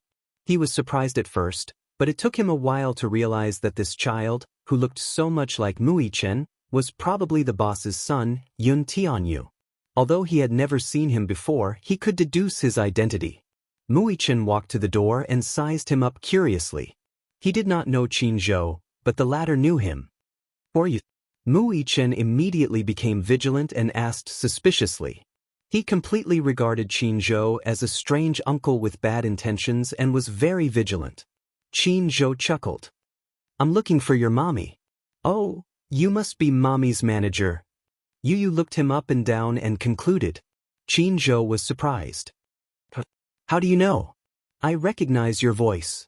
When Qin Zhou called Yun Shishir to remind her about her schedule, Yu would sometimes be by her side. He was very sensitive to sounds. Basically, he would never forget what he heard. Therefore, as soon as Qin Zhou spoke, he guessed his identity.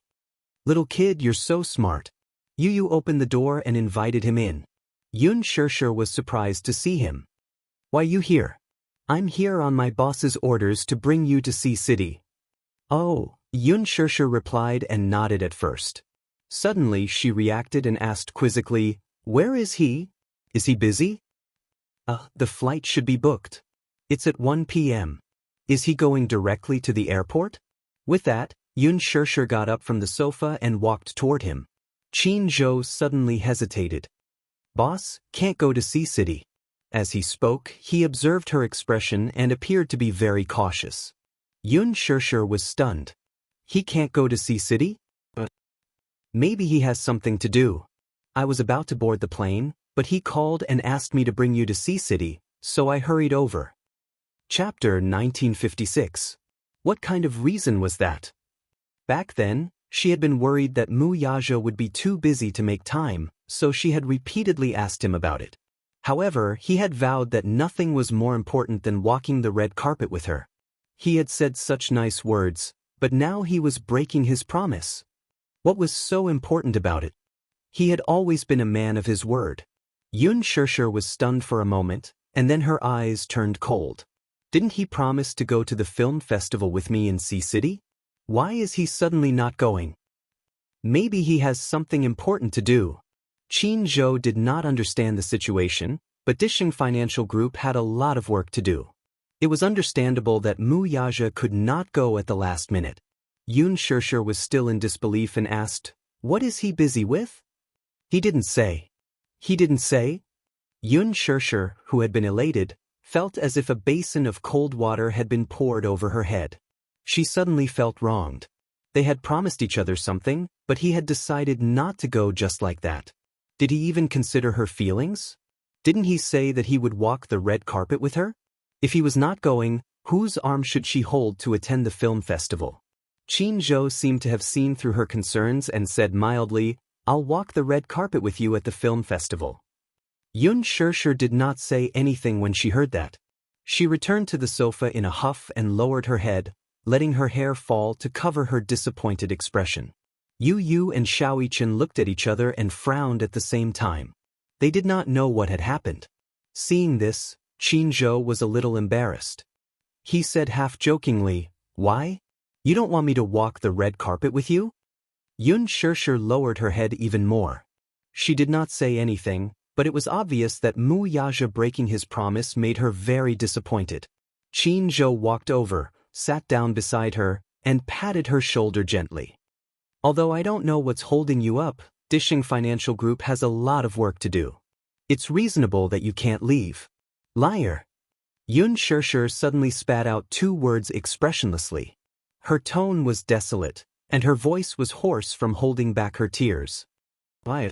"Qin Zhou, you made a promise, but you went back on your words." "Liar." "Shishir, if he's not going, I'm not going either." Yun Shishir said a little angrily, "Go ahead." "Shishir, don't be willful. It doesn't matter if the boss doesn't go, but if you don't go and don't go on stage during the award ceremony, People will inevitably say that you're acting like a big shot. Doesn't matter. She didn't care about any awards, nor did she care about the Best Newcomer Award or the Best Actress Award. She was looking forward to being able to witness it with him. But without him, everything seemed to have lost its meaning. Yun Shirshir shrunk her shoulders even more. She wanted to cry, but because Yu and Xiao Yichen were present, she tried her best to hold back her tears. Qin Zhou did not know how to comfort her. He had thought that if the boss did not go, he could at most explain and she would just laugh it off. He did not expect her to care so much about this matter. Sure, don't be sad. You missed the film festival this time, but there's always next time.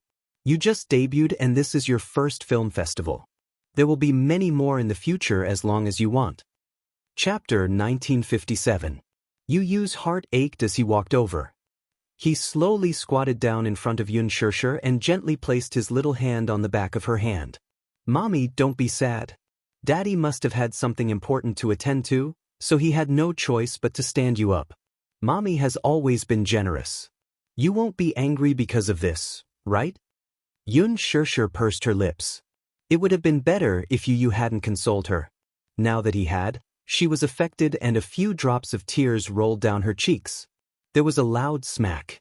The tears fell onto the back of Yu Yu's hand. Yu Yu's gaze fell on the tears that had landed on the back of his hand. His gaze instantly sharpened. God knew that at this moment he wished he could tear Daddy apart with his bare hands. He had promised Mommy that he would walk the red carpet with her, but he had stood her up. What the hell was going on? He had dropped the ball. He was angry. But even if he was angry, he couldn't complain about Daddy in front of Mommy at this time. As a son, he had to reconcile the relationship between Daddy and Mommy. Hence, he smiled and teased Yun Shirshir, Mommy, don't be sad. If you're so sad, you will be heartbroken. When Qin Zhou heard this, he was surprised. How could an ordinary 7-year-old child say such words with such high EQ? An ordinary child would definitely be hugging his mother helplessly and at a loss at this moment. However, this child was full of spirit. He even knew how to comfort an adult. He wasn't simple. It was obvious that he was a very intelligent child. Xiao Yichen also ran over and hugged her tenderly. Mommy, don't be sad. If you don't mind, Xiao Yichen can walk the red carpet with you, okay? Yu pushed him away in disdain. Go away. Even if I have to walk the red carpet with Mommy, it won't be your turn. It won't be your turn either. You're so short. Mommy has to bend down to hold your hand. That won't be elegant. Yun Shirshir was amused by the two children's banter. Her tears turned into laughter, and she couldn't help but say, all right. You too, stop fooling around. Yu and Xiao Yichen looked at her. Seeing that she was finally smiling, they felt relieved. Qin Zhou also said, the two of them are really sensible. Shirshir, don't be angry. Perhaps the boss really has something urgent to deal with. Don't complain too much. Just come back and ask him clearly. At most, let him kneel on the washboard for a night. Just take it as venting your anger. How would I dare? Yun Shirshir said grumpily. However, Qin Zhou laughed and said, if you don't dare, no one in the world would dare to make the boss kneel on a washboard. Yun Shirshir curled her lips into a smile. The clouds in her heart were dispelled, and she finally felt a little better. Okay, I got it. Maybe he really has something important to do. Forget it, I won't force him. She stood up and smiled at Qin Zhou. Wait for me. I'll pack up and go to the airport with you. Okay, be good. Go ahead. Yun Shirshir immediately went to her room. After she entered the room, Yu asked him quizzically, you really don't know why Daddy is late for the film festival? Qin Zhou was stunned for a moment. He shook his head blankly. You're not allowed to hide anything from me. No, little master. I really don't know what the boss is doing. He didn't tell me. To Muyaja, he was just a small fry. How could he pry into the boss's affairs? Qin Zhou broke out in a cold sweat. This child was unusually sharp. He even knew how to interrogate people. Yu nodded and dispelled his doubts. He said to him, Daddy won't be around for the next 2 days. Please take care of Mommy. Chapter 1958.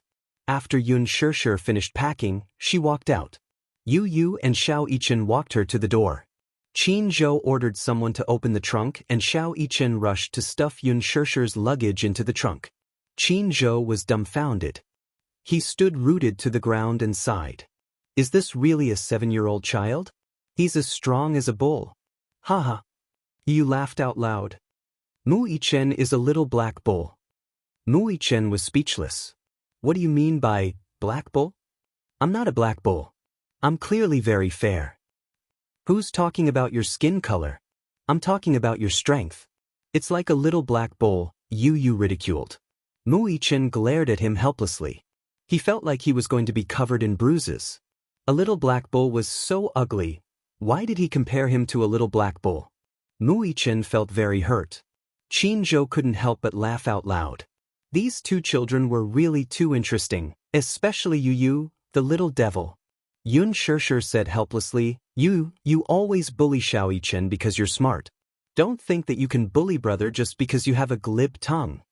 Mu Yichen felt even more hurt. He clutched his chest and looked helplessly at Yun Shishir. Was mommy insinuating that she was stupid? She felt like her heart was being stabbed again.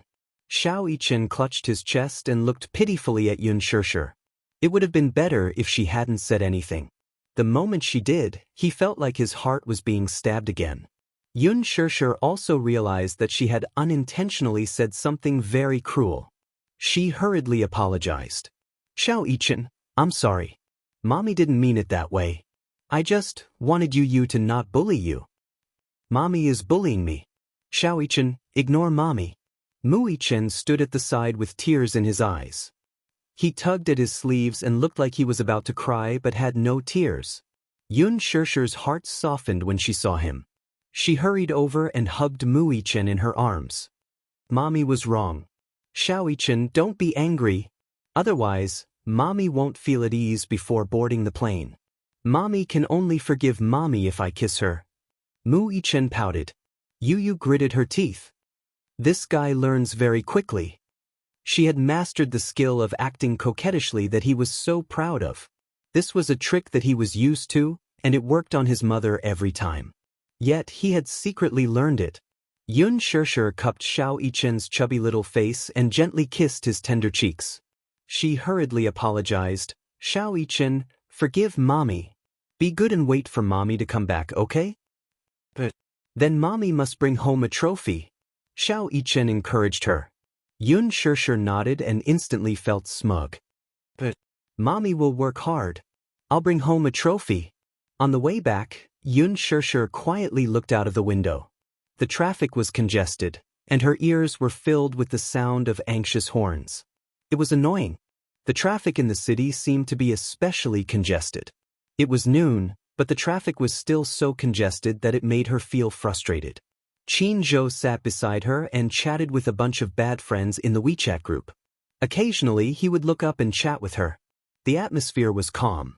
Yun Shishir still felt a little uneasy. Women were very sensitive and tended to overthink things. Her sixth sense told her that Mu Yaja must have missed the appointment because something had happened. Most importantly, if something had happened, he should have at least informed her. Chapter 1959. However, he did not. Yun Shishir could not help but let her imagination run wild. The more she thought about it, the more uneasy she felt. She decided to give Mu Yaja a call when they arrived at the airport and before boarding the plane to ask about the situation. At the hospital, Jiang Qiming led Mu Yaja into the ward. As soon as they pushed the door open, they saw Song Yunxi silently guarding by the bed. The beeping sound of the medical machine was endless. Song Enya was lying quietly on the bed with a respirator on. Her eyes were closed as if she was still unconscious. 2 blood bags hung by the bed, continuously transfusing blood into her body. Even though she was discovered in time, she still lost too much blood and needed an emergency blood transfusion. Hearing the sound of the door opening, Song Yunxi turned her head abruptly and saw Jiang Qiming walking in. Behind her, Mu Yaja slowly stepped through the door.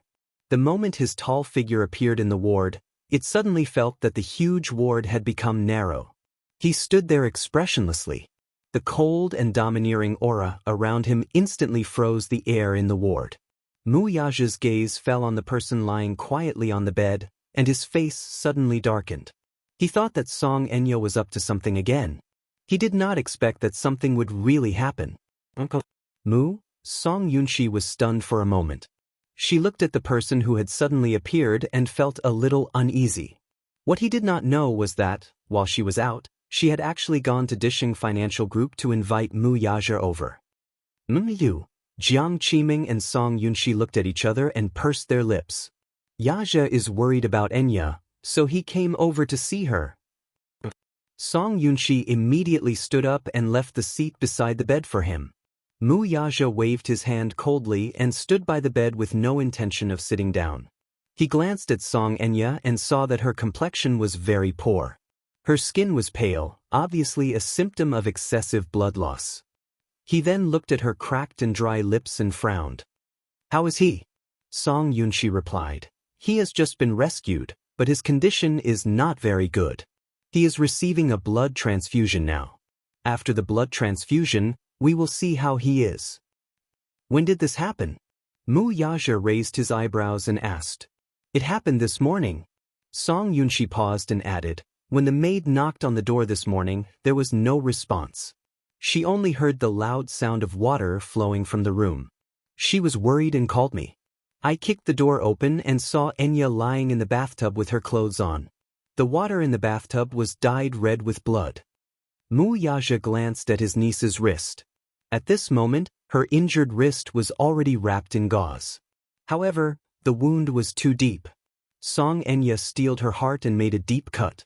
Although the wound had been bandaged, blood still seeped out, and it was extremely glaring. He had already been rescued. However, the scar on his wrist would leave a deep mark no matter what. Song Yunshi felt sorry for her and hated her for being so disappointing. Why did she have to take her life so lightly? Jiang Qiming walked over and pulled Song Yunshi's hand. She said slowly, "Yunshi, I have something to ask you. Come with me outside the door. I still want to watch over my sister. I'm afraid that she will cry and throw a tantrum when she wakes up." Song Yunshi was worried. Chapter 1960. Song Enya had woken up once before, but when she opened her eyes and found herself in the hospital, she cried and threw a tantrum. She even almost pulled out the drip. Song Yunshi was strong and managed to control her. After a few coaxing words, she calmed down and fell asleep again. Her tantrum had really scared him out of his wits. Jiang Qiming rebuked, "With Yaja here, even if Enya wakes up, he can take good care of her. Be good." With that, Jiang Qiming walked over. Song Yunshi immediately understood what she meant and walked over, closing the door behind her.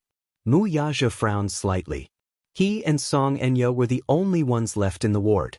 Initially, his intention was to come over and take a look. If she was fine, he wanted to leave. However, now that Jiang Qiming and Song Yunshi had left, he could not leave. Mu Yaja felt annoyed and slowly sat down by the bed. His gaze fell on Song Enya's extremely pale face and his eyes darkened slightly. He seemed to have seen Jiang Yishan lying on the hospital bed, on the verge of death. At this moment, Song Enya's haggard face was too similar to Jiang Yishan's, so much so that he could not help but feel pity for her. However, he was only in a trance for a moment before he immediately woke up. The person in front of him was Song Enya, not his mother. His mother had passed away. At this thought, Mu Yaja closed his eyes in exhaustion. His mother's death was his most painful nightmare. Back then, if not for Enya accompanying him all the time, he would not have been able to get through it. He had placed all his longing for his mother on her. However, although this girl was arrogant and willful when she was a young girl, she was also an innocent young lady. How did she become like this now? This made him extremely disgusted. What did she mean by this? Cutting her wrists? Suicide? Was she planning to use a method that was close to self-harm to punish him for being heartless and provoke him? Or was she delusional enough to use this method to gain his sympathy? Did she think that this would make him feel guilty? Amid Mu Yaja's complicated thoughts, Song Enya slowly opened her eyes and woke up. What entered his sight was a snow-white ceiling. The unique smell of disinfectant in the hospital was pungent. Out of the corner of her eye, she suddenly caught a glimpse of a figure. She abruptly turned her head and looked at the man sitting quietly by the bed without saying a word. A gratified smile suddenly appeared on her face. Brother Mu, you're here? Mu Yaja said indifferently, you're still weak. Don't talk too much. He didn't want to hear her voice either. Song Enya smiled bleakly and pursed her lips. Just as she was about to speak, Mu Yaja frowned and asked coldly, what's your intention for inviting me here? What do you mean? Enya, is this also one of your methods? Mu Yaja kicked her coldly and said almost cruelly, using such a self-harming method to gain my sympathy and pity, is this your ambition? I'm not. She looked panicked and shook her head hurriedly. Mu Yaja suddenly raised his voice. Then, who are you putting on a show for? His voice was not loud, but every word that fell into her ears was as cruel as a knife. Chapter 1961. So, are you here to denounce me? Song Enya felt a sharp pain in her heart. Biting her lips tightly, she looked miserable. I didn't put on a show for you. Don't say that. You didn't have to come, I didn't ask you to, right? Mu Yaja sneered. It's good that you didn't put on a show. Otherwise, I'd think that you're cheap. Cheap? Song Enya smiled sadly as she felt her heart turn cold all of a sudden. Every word he said was 10,000 times crueler than the physical pain she was going through. Even when she was on the brink of death, she had never shed a tear in despair. However, at this moment, his heartless words made her bite her lower lip. 2 streams of tears rolled down her cheeks and slid into her mouth.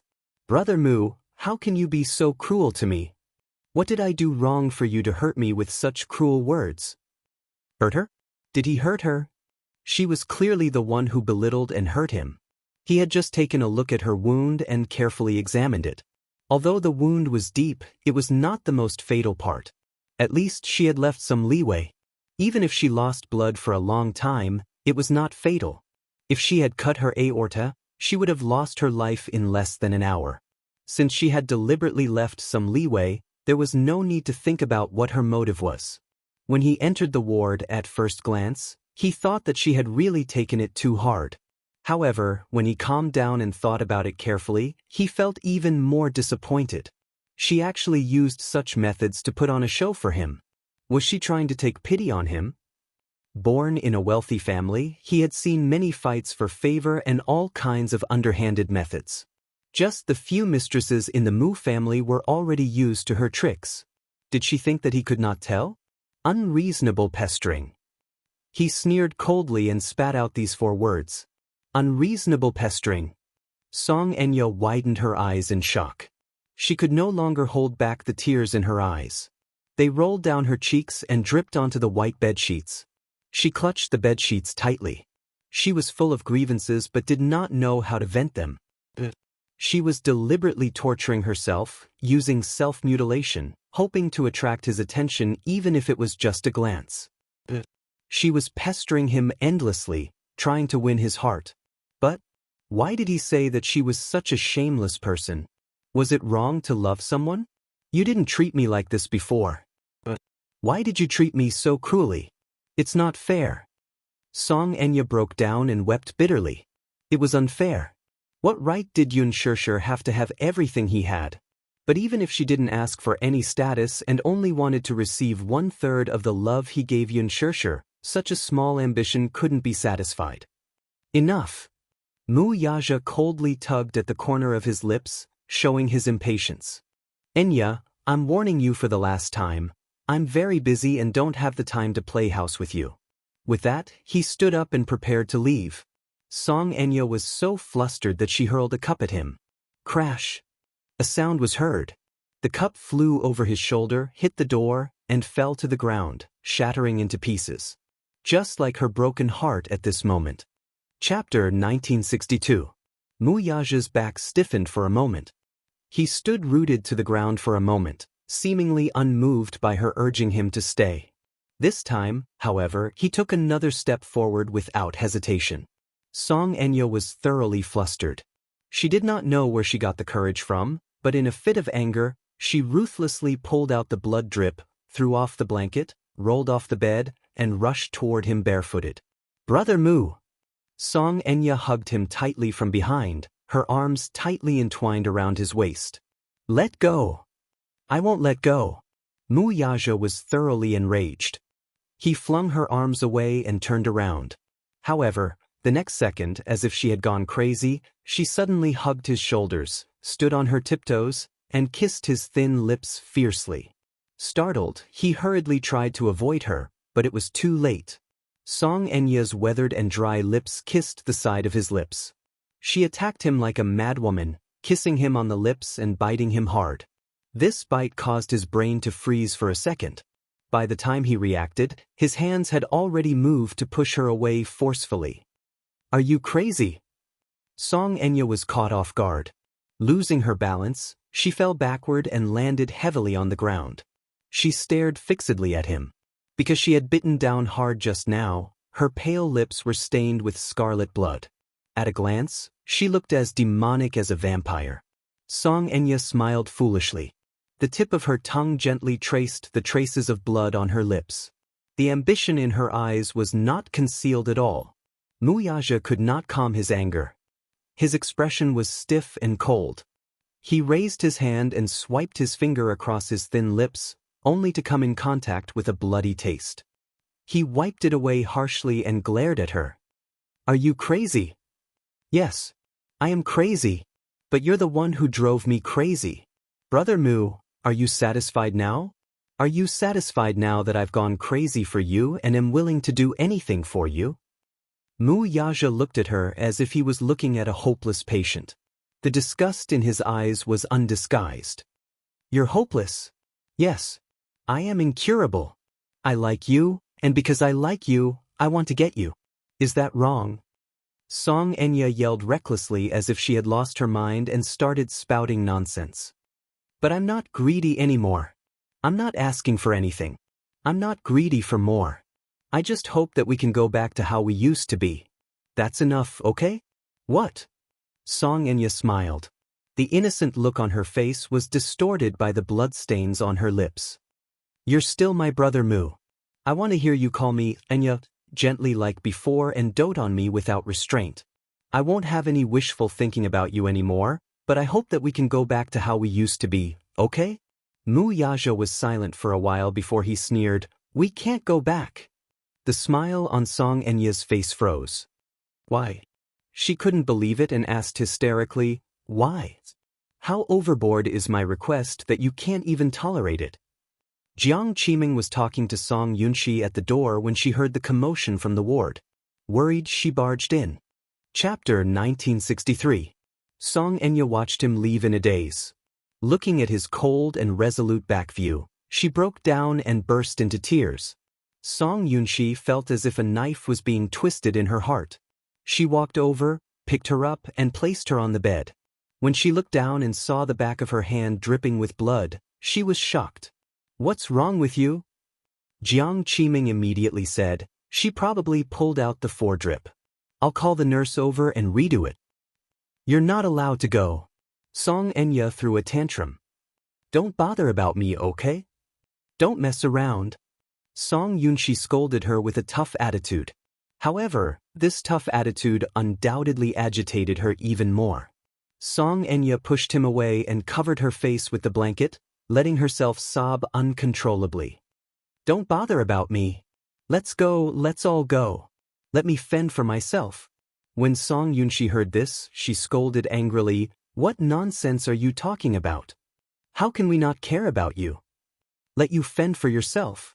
What's wrong with you? Why are you torturing yourself for a man? Jiang Qiming's heart ached. She went forward and tugged at Song Yunxi's sleeve, telling her to stop talking. Song Yunxi flung her hand away. Why are you still protecting her at this point? Your sister is already very upset. Don't agitate her anymore. Jiang Qiming's heart ached. Agitate? I just want to scold her. It's best if I scold her until she wakes up. Look at her now, what has she become? She committed suicide by slitting her wrists. If word gets out, won't she become a laughingstock? She's the mayor's daughter, yet she's willing to disregard ethics and morals for a man. I feel embarrassed for her. Song Enya suddenly raised her head and confronted him. Song Yunxi, have you had enough? Do I need you to care about me? If you think I'm embarrassing, then don't care about me. You. Song Yunshi pointed at her angrily. However, how could Song Enya be willing to lower her head? She raised her head high and glared at him. Song Yunshi was so angry that she swung her hand and walked to the side. Her anger could not be appeased. How many times have I told you that it's impossible between you and Uncle Moo? It's not like I haven't tried to persuade you to give up. But now that things have turned out this way, the friendship between the Moo and Song families is probably going to be severed. As Song Yunshi spoke, she turned around and glared at her. Enya, you're not young anymore. You're not a 7 or 8-year-old child anymore. You shouldn't be so willful. I don't care. Even if I can't have him, I won't let anyone touch him. At worst, I won't be able to get anything. Song Enya said willfully. Song Yunshi was so angry that she choked and had nothing to say. If not for Jiang Qiming's protection, he would have slapped her long ago. This disappointing sister of his, how could she pester him endlessly? No wonder Uncle Moo left so angrily. If it were any other man, they would think that such a woman was unreasonable. Jiang Qiming stood at the side, feeling helpless. Seeing her daughter, whom she doted on, in such a sorry state, she felt heartache and hated her for being so disappointing. At least her husband did not know about this. Otherwise, Song Enya would definitely be grounded. Song Yunshi shook her head, clearly disappointed in her sister. Back then, it was the whole family who doted on you and spoiled you that caused you to have such a temper. It's too late for me to regret it now. When Song Enya was young, she was born after Song Yunshi. At that time, Song Yunshi did not exist. Chapter 1964. Every time the Song family produced a daughter, they would treat her like a pearl. Other than the stars and moon in the sky, she would get whatever she wanted. This also made her want to fight for something if she could not get it. Even if she was badly hurt, she would not give up. There was once when Song Yunshi wanted a doll of hers. She was unwilling and would rather break it than give it to her sister. This was Song Enya's nature. Song Enya sat on the bed and hugged the blanket as she cried. Jiang Qiming stood at the side and sighed. Song Yunshi was so annoyed that his head swelled to twice its size. Mom, don't bother about her. If she wants to die, let her be. If she really has the ability, I'd like to see what she can do. As soon as Song Yunshi finished speaking, Jiang Qiming glared at him. Shut up. Don't you think the situation is chaotic enough? Song Yunshi narrowed his eyes with a manic expression. He paced back and forth on the spot and suddenly sneered. If you want to protect her, then continue to do so. Let's see how long you can protect her. We still have to clean up the mess for her now. When she gets out of hand, I'll see who will clean up the mess for her. With that, Song Yunshi slammed the door and left without looking back. Song Enya was so angry that she gripped the blanket even tighter. She gritted her teeth as tears streamed down her face. Jiang Qiming sighed as her eyes reddened. She walked forward and sat by the bed. She wanted to say something, but she was afraid that she would agitate her again. Thus, she decided to wait until her emotions had calmed down a little before having a good talk with her. Enya, don't be angry. Brother said those words in anger. Don't take it to heart. Song Enya wrapped herself in the blanket angrily and sobbed silently. At the airport, Qin Zhou walked over after checking in his luggage. Yun Shishir sat on the bench. She had already made a few calls, but Mu Yaja's phone still did not get through. She frowned in disappointment with a solemn expression. Qin Zhou handed her a bottle of water, but Yun Shishir shook her head. I'm not thirsty. Qin Zhou raised his eyebrows. You seem to have a lot on your mind. What are you thinking about? No. A bell suddenly rang. Yun Shishir was stunned. Then, a hint of joy appeared in her eyes. She picked up the phone and answered the call without looking at it. Yun Shishir, you lost. Song Enya's bone-chilling voice came from the other end. Yun Shishir's face froze. Song Enya? Yun Shishir smiled and said coldly, I lost? What do you mean? Do you know where Brother Mu is? Song Enya's bewitching voice drifted into her ears.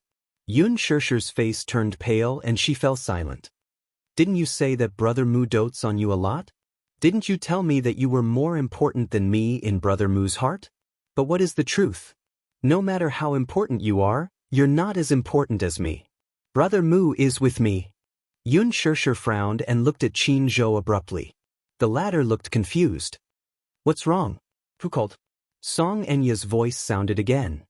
I told you that you're full of yourself, but you didn't believe me. In fact, Brother Mu would rather be by my side than accompany you to the film festival. Reality has proven that I'm much more important than you. Shut up. Chapter 1965. Trying to drive a wedge between us? Song Enya's smug laughter could be heard from the other end of the line. The more she laughed, the less confident Yun Shirshir became. D****. She clearly trusted him, but why was her confidence getting weaker and weaker in the face of such laughter? Yun Shirshir bit her red lips tightly, trying her best to suppress the rising chill in her heart. Are you done laughing? Song Enya's laughter gradually stopped. Amidst the uneasy silence, she smiled sinisterly. Don't you know clearly whether he's trying to drive a wedge between us? Why did Brother Mu break the contract? Yun Shirshir, you'd better stop lying to yourself. Brother Mu doesn't care about you as much as you think he does. Yun Shirshir could not take it anymore. She hung up the phone abruptly with a pale face. Looking at her ashen face, Qin Zhou finally realized the seriousness of the situation. He did not know who had called, but the unbridled laughter that came from the other end of the line was hair-raising. Who's calling? I don't know. Don't ask me, I don't know anything. Her emotions were in a mess right now. Yun Shirshir forced a smile and looked up at him. Are we going to register soon? Qin Zhou nodded his head blankly and responded. Yun Shirshir switched off her phone, put it in her bag, and sat on the stool silently. Qin Zhou found this matter extremely strange. It was just a phone call, yet her complexion was so bad and sickly. Still, he could not probe further. If she did not say anything, he was in no position to get to the bottom of it. After a long silence, Yun Shirshir suddenly asked sullenly, Did Mu Yaja really not tell you the reason why he cancelled the film festival? Qin Zhou was stunned for a moment before he quickly realized that she was suspecting that he knew about his boss's intentions but was hiding something from her. He quickly clarified, Boss didn't say anything. If he did, I won't hide it from you. Okay, thank you. Shirshir, don't think too much and don't doubt your position in the boss's heart. At least, I've never seen a woman occupy such an important position in his heart in all the years I've worked for him. Qin Zhou quickly extinguished the fire. He thought to himself, Boss is really too unkind. He left such a mess. He promised Shirshir to go to the film festival with him. Why did he break his promise just like that? Today, he was about to board the plane when Mu Yaja's assistant called and said that the boss might not be able to catch the afternoon flight. He asked him to fly to Sea City with Yun Shirshir. Therefore, he hurried over to pick up Yun Shirshir. However, the boss didn't explicitly say that he wouldn't fly to Sea City. Qin Zhou suspected that he was busy with business and couldn't leave, so he made a temporary arrangement. If the boss couldn't come, then he would let Yun Shirshir walk the red carpet with him. The plane was not delayed at all. Qin Zhou and Yun Shirshir successfully boarded the flight to Sea City. Yun Shirshir had just sat down in her seat when an extremely surprised voice suddenly came from the side. Shirshir. She turned her head blankly and saw Hua Jin sitting in the seat next to her. They were separated by an aisle, and he was looking at her with some surprise. What a coincidence! You're also on this flight? Yeah. Chapter 1966. Beside Hua Jin sat his manager. She was a middle-aged woman who looked capable and experienced. She wore glasses and was a little reserved but still polite. At least when she saw Qin Jai, she would give a friendly smile. Chairman Qin, can I change seats with you? I want to sit with Shirshir. Qin Zhou heartlessly rejected. No, if Shirshir gets airsick, I still have to take care of her. I'll take care of her. I'll take care of her. I'm good at taking care of people. Leave Shirshir to me. Qin Zhou coldly glanced at him. I don't trust you. Hua Jin put on a sincere smile and put his palms together to please Qin Zhou. At the side, Hua Jin's manager gently said, Hua Jin, behave yourself and sit in your seat. Suddenly, she lowered her voice and warned, "If Miss knows that you're sitting with another woman, she'll be angry." "Don't worry, I'll coax her later." After saying that, Hua Jin stood up and stuck to Qin Zhou, coaxing and pestering. Qin Zhou couldn't stop him and begged for mercy. He obediently gave up his seat. After sitting down, Hua Jin pestered her to talk. "Sure, we're really fated. I didn't expect that we'll be on the same flight. I originally thought that the flight would be boring." "Yeah. Who are you walking the red carpet with this time?" "Qin Zhou." "Why is it him? Why don't you walk the red carpet with me? I'll be alone." "No. Don't." Qin Zhou snorted. "Don't think that I can't hear you when you try to steal my girl behind my back." Hua Jin stuck out his tongue mischievously and said in a flirtatious manner, "As the #1 costumer, I have a sizable fan base. Besides, I'm so pretty." Walking down the red carpet with Shershur, a handsome man and a beautiful woman with good looks and charisma, will definitely be a match made in heaven. When the time comes, I'll definitely beat many other actors and become the center of attention under the spotlight. Shershur will definitely attract a lot of fans if she walks the red carpet with me." Qin Zhou complained silently, "Are all the people in the circle anti-fans?" Hua Jin retorted, "Who said that? Whoever dares to slander Shershur, I will destroy them." Qin Zhou read the newspaper and teased, "Not bad. You're very capable." Hua Jin said impatiently, "Well, anyway, it's better for Shershur to walk the red carpet with me than to hold onto a middle-aged uncle like you. The most important thing is that Shershur and I are still very young, but you are already old. Shershur and you don't match." Qin Zhou's hand that was holding the newspaper suddenly stiffened and blue veins popped out. The word middle-aged uncle made Qin Zhou's heart ache. He narrowed his eyes dangerously and glared at Hua Jin. "Middle-aged uncle? That's right. You're almost 30 years old. Aren't you old?" Qin Zhou wished he could strangle him to death. "Shut up. All right. Men are like this. The older they get, the more sensitive they are." Qin Zhou gritted his teeth and glared at him. He wished he could throw Hua Jin to the ground and trample him to death. How dare he call him old? Yun Shershur suddenly smiled and said, "Hua Jin, thank you. But I think I'd better walk the red carpet with that old man." "Why?" Hua Jin looked at her hurt. Qin Zhou added, "You don't understand our Shershur at all. Compared to little fresh meat, she still prefers mature, steady, and handsome uncles." Wu, Hua Jin poked his fingers, feeling wronged. He really wanted to walk the red carpet with Shershur. Chapter 1967. When Mu Yazhe returned to the headquarters of Dishing, Minyu hurried over to him and handed him his phone. "Boss, you left in such a hurry that you forgot to bring your phone. Sister-in-law called you many times just now. Do you want to call her back?" During the meeting, Mu Yazhe had left his phone in Minyu's care.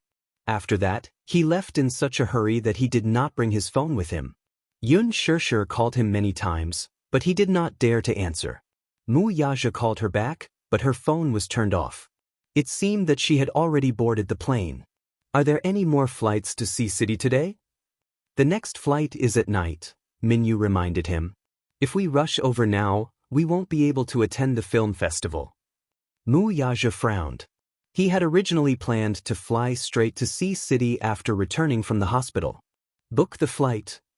"Boss, the flight is at 7 o'clock tonight. Are you sure you want to fly to Sea City?" Mu Yazhe said coldly, "I told you to book it. Don't talk nonsense." Minyu hurriedly agreed.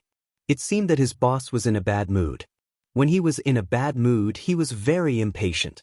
It seemed that he had to be more tolerant. On the plane, Hua Jin chatted with Yun Shershur. However, no matter how enthusiastic he was, Yun Shershur did not seem to be in a good mood.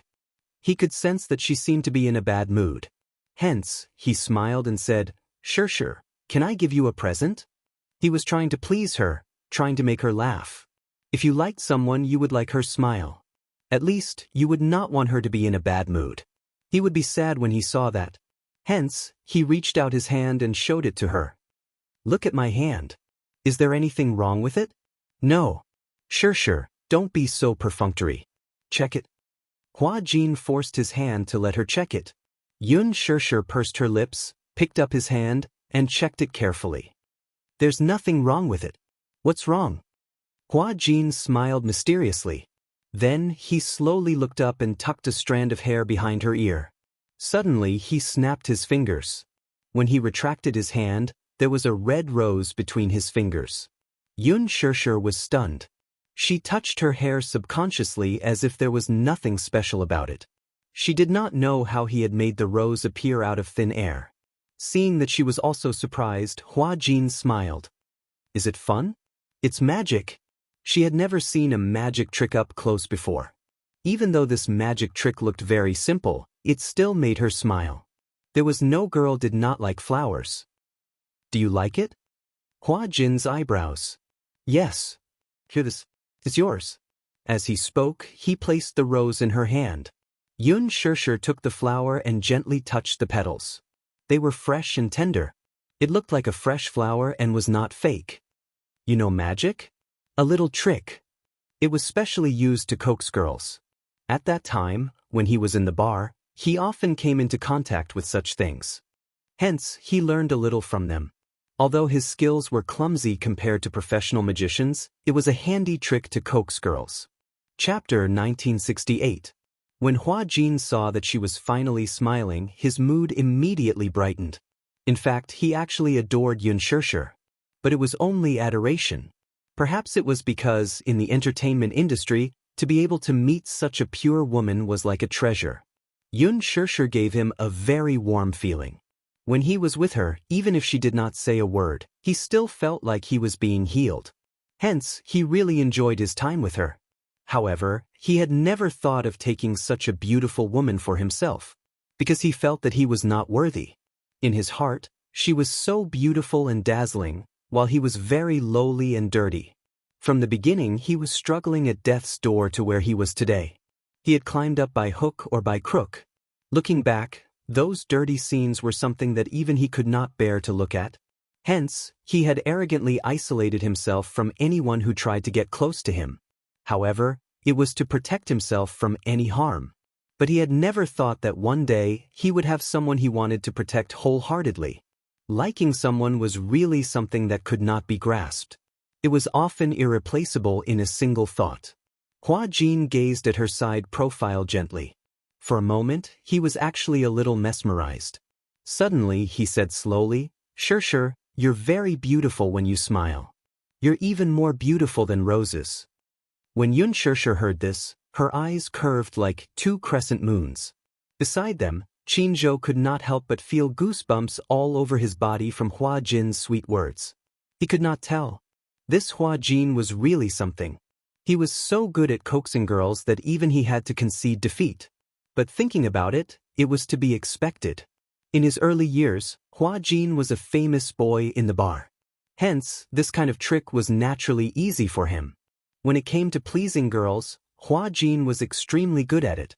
Any difficult woman would be won over in 1 or 2 moves in front of him. Yun Shirshir suddenly thought of something and deliberately said, But I don't like roses. They're too bright. Hua Jin asked, Then what kind of flowers do you like? Can you conjure whatever flowers I like for me? Hua Jin was silent. Magic was also dependent on props. It didn't mean that people who knew magic were like people who knew magic and could conjure whatever they wanted. Unless it was an experienced magician, he could basically conjure anything that he could think of. But he could not do that. Yun Shirshir did not know what he was thinking. She thought that his magic was very good, so she said, Turn this rose into a Chinese rose? For a moment, Hua Jin was awkward. Qinzhou couldn't help but laugh. Shirshir, don't make things difficult for him. I think he's already very good if he could make this flower disappear. Hua Jin retorted matter-of-factly, What's so difficult about turning flowers into flowers? As he said this, he took the rose from Yun Shirshir's hand. In the blink of an eye, it disappeared into thin air from his hand. Yun Shirshir, who was standing at the side, did not give up. Then where's my Chinese rose? Hua Jin looked at her innocently. Shirshir, where did he go to conjure a Chinese rose? All right, I won't make things difficult for you. I know you can't do that. As Yun Shirshir said this, she spread out her hands and said, "Then conjure another rose for me." Hua Jin was speechless. Could he say that the rose was already damaged? Chapter 1969. It was 4 o'clock in the afternoon when the plane landed in Sea City. As it was winter, the weather was very cold at this time. When they walked out of the airport, they could clearly feel the cold. Coincidentally, Hua Jin and Yun Shirshir were staying at the same hotel. They put on their makeup and changed into their gowns in the hotel. Styling was always a big project. After an hour of styling, Yun Shirshir stood in front of the mirror and looked at herself. She was beautiful but not too glamorous. Everything was just right. When she arrived at the venue in the Bentley, the red carpet was full of people competing with each other for beauty. The atmosphere was at its climax. The wind outside was bitterly cold, but the female stars still braved the harsh weather in order to shine the brightest at the film festival. They wore dresses that exposed their shoulders or breasts, and kept posing coquettishly to get as much screen time as possible. The media reporters were already there. They were holding their cameras, and the camera lights were flashing non-stop. It was a lively scene. On the 100-meter red carpet, there were still many loyal fans who braved the cold weather and held their idols' nameplates to cheer for the celebrities. Of course, most of them were fans hired by the celebrities to calm the crowd. The scene was very lively. However, Yun Shirshir could not lift her spirits no matter how hard she tried. The film festival that she had been looking forward to for a long time seemed to have lost its significance without Mu Yaja. In fact, the nervousness he had felt earlier had long disappeared. Qin Zhou, on the other hand, was very nervous. It was not his first time walking the red carpet. In the past, when he was managing artists, he often walked the red carpet with them. Gu Xingze had walked the red carpet with him many times. When the two of them walked side by side, they usually attracted a lot of attention. However, it was different this time. "Shirshir, let's get out of the car." Qin Zhou got out of the car first and then reached out to help her. Yun Shirshir lifted the hem of her dress and got out of the car elegantly. Then she held his hand. Although she was not in a good mood, from the moment she got out of the car, she had to put on a smile and elegant posture in front of the camera. She wanted to show her best side to the camera. She took a deep breath and quickly put on a beautiful smile. She was very charming. Yun Shirshir and Qin Zhou appeared at the end of the red carpet, quickly attracting attention. As for Qin Zhou, he was a legendary figure in the entertainment industry. Although he was just a manager, he was more famous than many celebrities. He was the one who single-handedly made Gu Xingze famous. It could be said that half of Gu Xingze's 10 years of glory were created by him. He was a legendary figure. He kept a low profile behind the scenes, but he had created countless legends for Gu Xingze. Another reason was that although he was a manager, he was handsome and dashing. Even many of the popular young actors in the entertainment industry could not be compared to him. It was no surprise that Yun Shirshir and Qin Zhou appeared together. As everyone knew, Yun Shirshir was the only artist under Qin Zhou's management.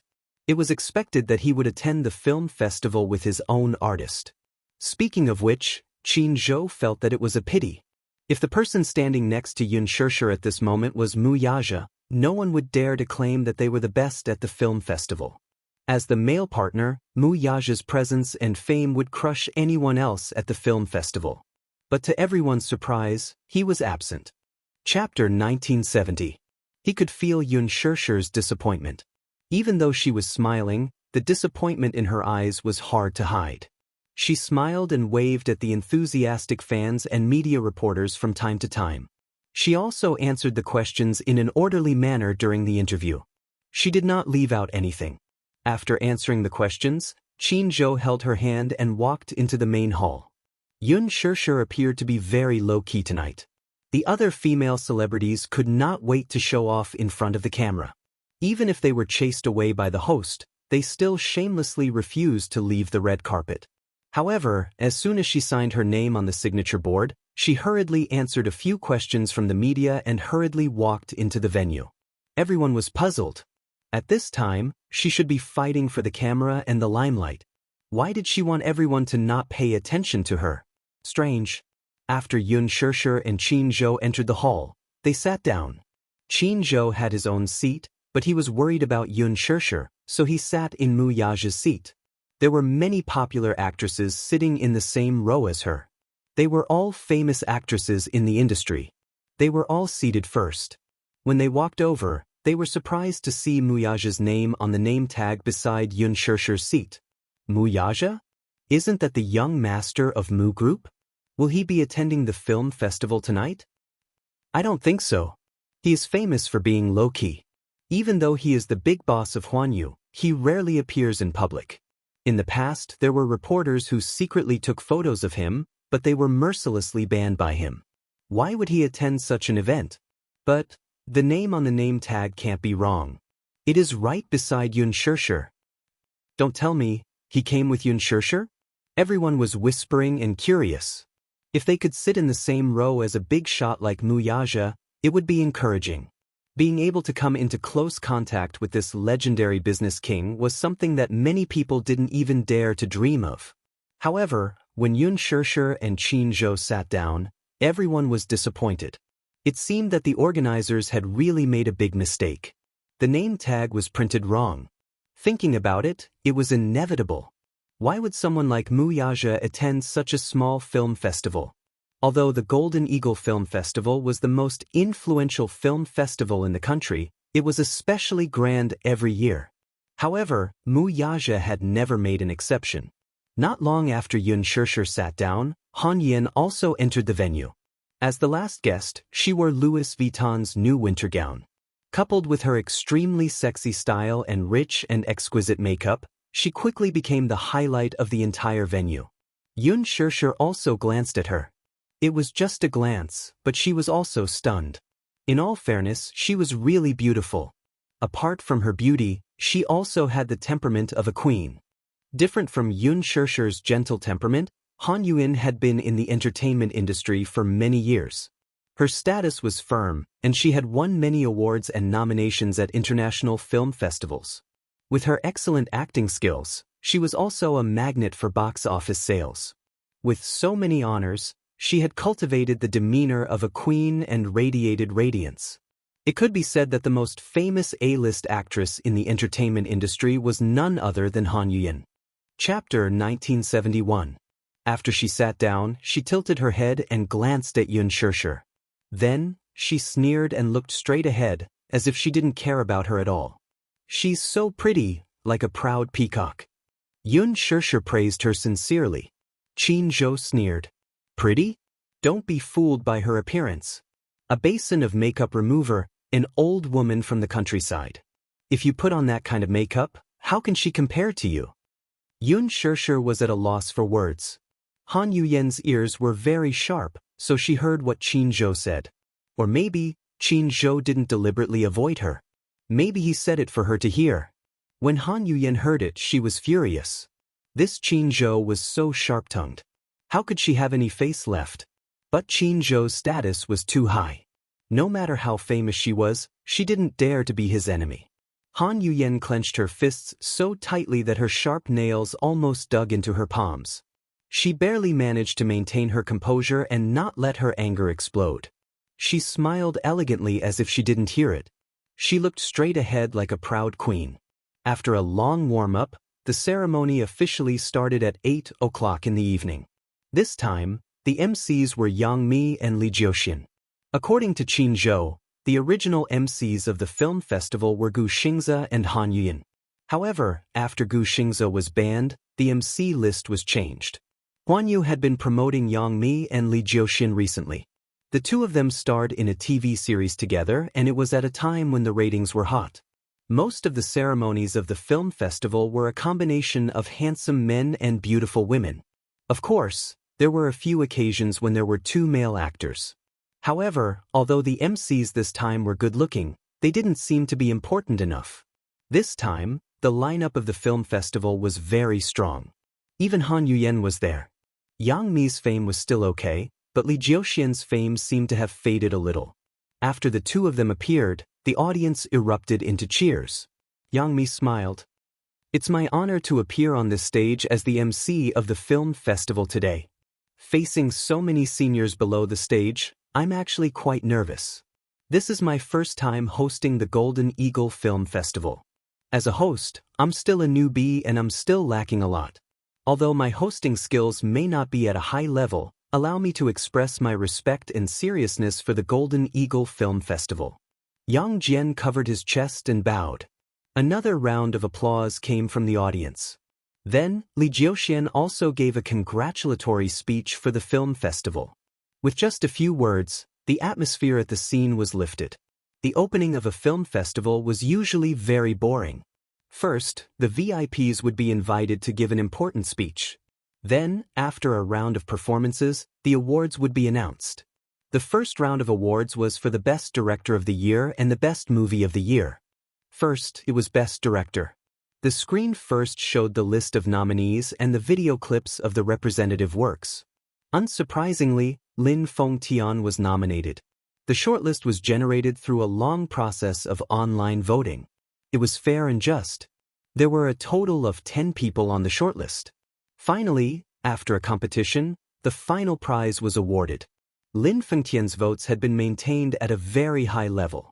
The box office sales of The Green Apple and its strong reputation made him a strong candidate for the Best Director award. Yun Shirshir finally felt a little nervous. Chapter 1972. Before this, she had paid special attention to the list of nominees. The competition was very strong. If Lin Fengtian wanted to win the award, he still needed to have some ability. Of course, ability was needed, but so was background. Yun Shirshir hoped that Lin Fengtian would win the award. It was not out of selfishness, but in her eyes, Lin Fengtian had the ability. Although Lin Fengtian did not need a trophy to prove himself, Yun Shirshir felt that in the future, there seemed to be no one on the list of directors who could compare to Lin Fengtian's influence and professionalism. The guest presenter for the Best Director award was the most famous veteran actor in the film industry, Chen Haimin. The veteran actor was over 50 years old and was no longer young. Last year, he had suffered from cancer. After 6 months of fighting against it, he finally defeated the disease. After returning to the film industry, he took on a few films and received good reviews. Although he was old, when he stood on the stage in a well-ironed Chinese tunic suit with his signature smile, he still looked energetic. As soon as he spoke, the audience burst into thunderous applause. "I have been away from the stage for 3 years. Now that I am standing at this award ceremony, it is as if I have returned home. Dear relatives sitting below the stage, please allow me the honor to present this sacred and solemn award." The applause rose again. In the film industry, the director is the leader of film and television works. It is like the highest commander in the army. The victory or defeat of the team depends on his leadership ability.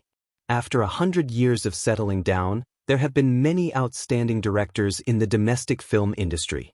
However, I believe that a director's excellence is not solely determined by the box office. Quality and cultivation, as well as a respectful attitude toward the film industry, are also important factors to consider. It is my honor to receive the award today. The director of this award is also one of the best directors in my heart.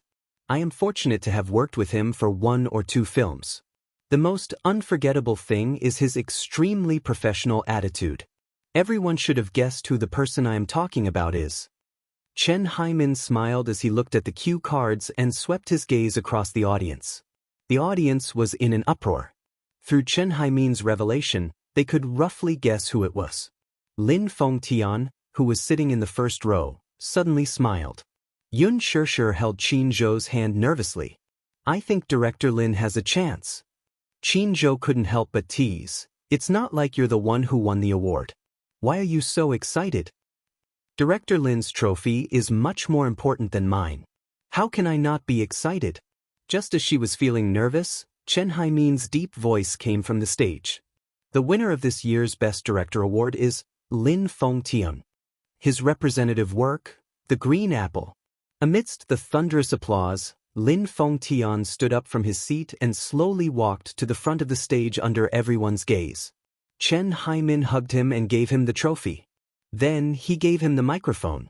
It was his home court now. Lin Fengtian stood in front of the microphone and gently raised the trophy in his hand with a smile. I'm truly honored." I am able to obtain this trophy under the witness of all my friends. The trophy is heavy and represents the audience's recognition and love for me. I feel very honored. Chapter 1973. I've been in this industry for more than 10 years. From the beginning as a cameraman, to the release of female films everywhere, to the current, The Green Apple, that finally broke the Chinese box office record. I was afraid that I wasn't good enough. I was afraid that I wouldn't be recognized by the audience. But thank you to everyone who fought with me. This year I did it. To me, The Green Apple isn't just a youth film. It's a step in my career as a director. This is a milestone. Also, I have to thank the big family in the production team for letting me feel the joy and happiness of growing up. This trophy doesn't just belong to me, it also belongs to all of you. Thank you. Yun Shishir smiled and applauded. Lin Fengtian deserved the Best Director award. Li Jiuxian smiled and said, Director Lin, this trophy carries a lot of weight, but it's also well deserved. All my glory also belongs to the unknown behind-the-scenes crew. They are all heroes. Thank you. On the stage, Lin Fengtian was humble and polite. It was hard to imagine that this man was the devil director who had scolded all the main actors on the set. After Lin Fengtian left the stage, the awards were announced one after another. The Green Apple was nominated for many awards. Other than the Best Director award, there were also Best Actor, Best Actress, Best Supporting Actor, Best Film of the Year, Most Popular Celebrity. Of course, being nominated didn't mean that one would win the award. Gu Xingze, who was expected to win the Best Actor award, actually missed out on the Best Actor award. In the end, the trophy actually fell into his hands. Gu Xingze had always been popular. Popularity, acting skills, quality. No matter which one it was impeccable. But why could it be because he was banned? Yun Shishir pursed her lips in disappointment. Qin Zhou glanced at her and quickly understood why she was disappointed. He immediately said, Don't be sad. Xingze didn't win the award because he's not capable enough. Don't be fooled by the low level of the film market in the second half of the year. There are many cases of bad actors making up the numbers. But there are still many good works in the first half of the year, like Mekong River Tragedy, Flying Sword of Snow Mountain, City of Pain. There are many outstanding works. There are many people. Xingze's acting isn't worse than theirs. Yun Shishir was obviously unconvinced. Qin Zhou explained, but youth films have always been at a disadvantage in the competition for such awards. It couldn't be compared to those films that had a profound meaning, so it was expected that they wouldn't win the Best Actor award. Calm down a little. Yun Shishir nodded slowly. At the side, Han Yuyen suddenly sneered. Do you think you'll definitely win the award just because you've been nominated? It's just acting in a youth film. Can you act out a sense of superiority? A youth film like The Green Apple may be able to fool students, but it's difficult to. It's an elegant and refined place. Yun Shishir, I don't think you should have any expectations. You won't get any awards anyway. At most, I'll give you the Best Newcomer award for fun. Yun Shishir turned around expressionlessly.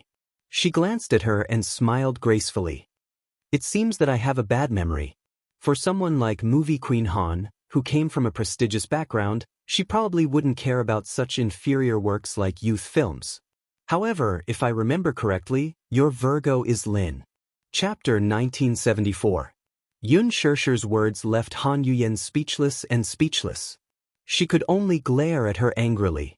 What a sharp-tongued B***T. How dare she bicker with her? Who does she think she is? Yun Shishir glanced at Han Yuyen's sinister but fake smile and laughed mercilessly.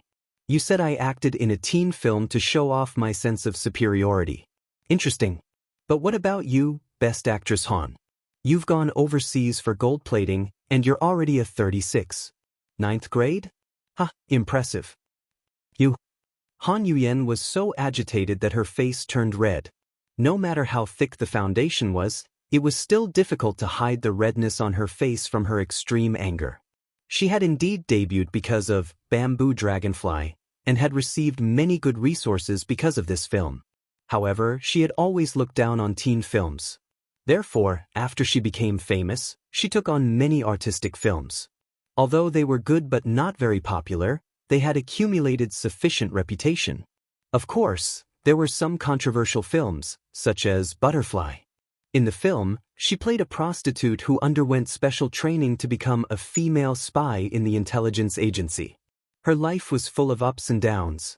Because the plot was sensitive, it was not released in the country.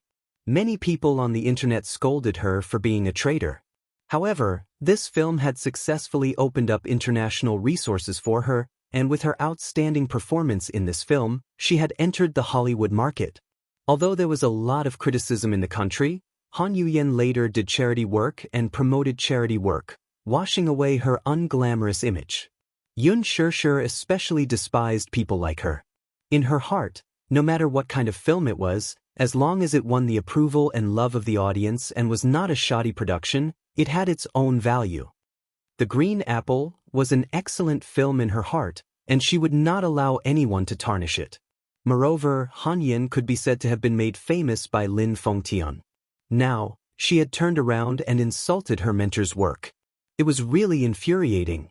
Qin Zhou was shocked that Yoon Shurshur dared to retort. At the same time, he was annoyed by Han Yuyen's deliberate provocation. Han Yuyen, you seem to be very talkative. If you can't keep your mouth shut, I don't mind sewing it up for you. Qin Zhou's words were much more forceful. Hearing this, Han Yuyen snorted coldly and turned her head away, not daring to say anything else. However, the resentment in his heart towards Yoon Shurshur was becoming more and more extreme. Before Yoon Shurshur, Lin Fengtian had also worked with many female celebrities. Lin Fengtian was different from other directors. In order to guarantee the box office, most of the other directors would offer a high price of tens of millions to use A-list young actresses. Shadow media didn't need much publicity to have enough influence.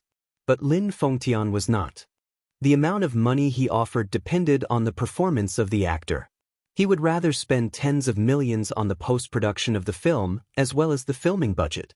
When it came to casting, he still preferred to use newcomers most of the time.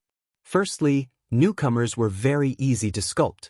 Although they were not famous, they were just a blank piece of paper, so he could sculpt them however he wanted.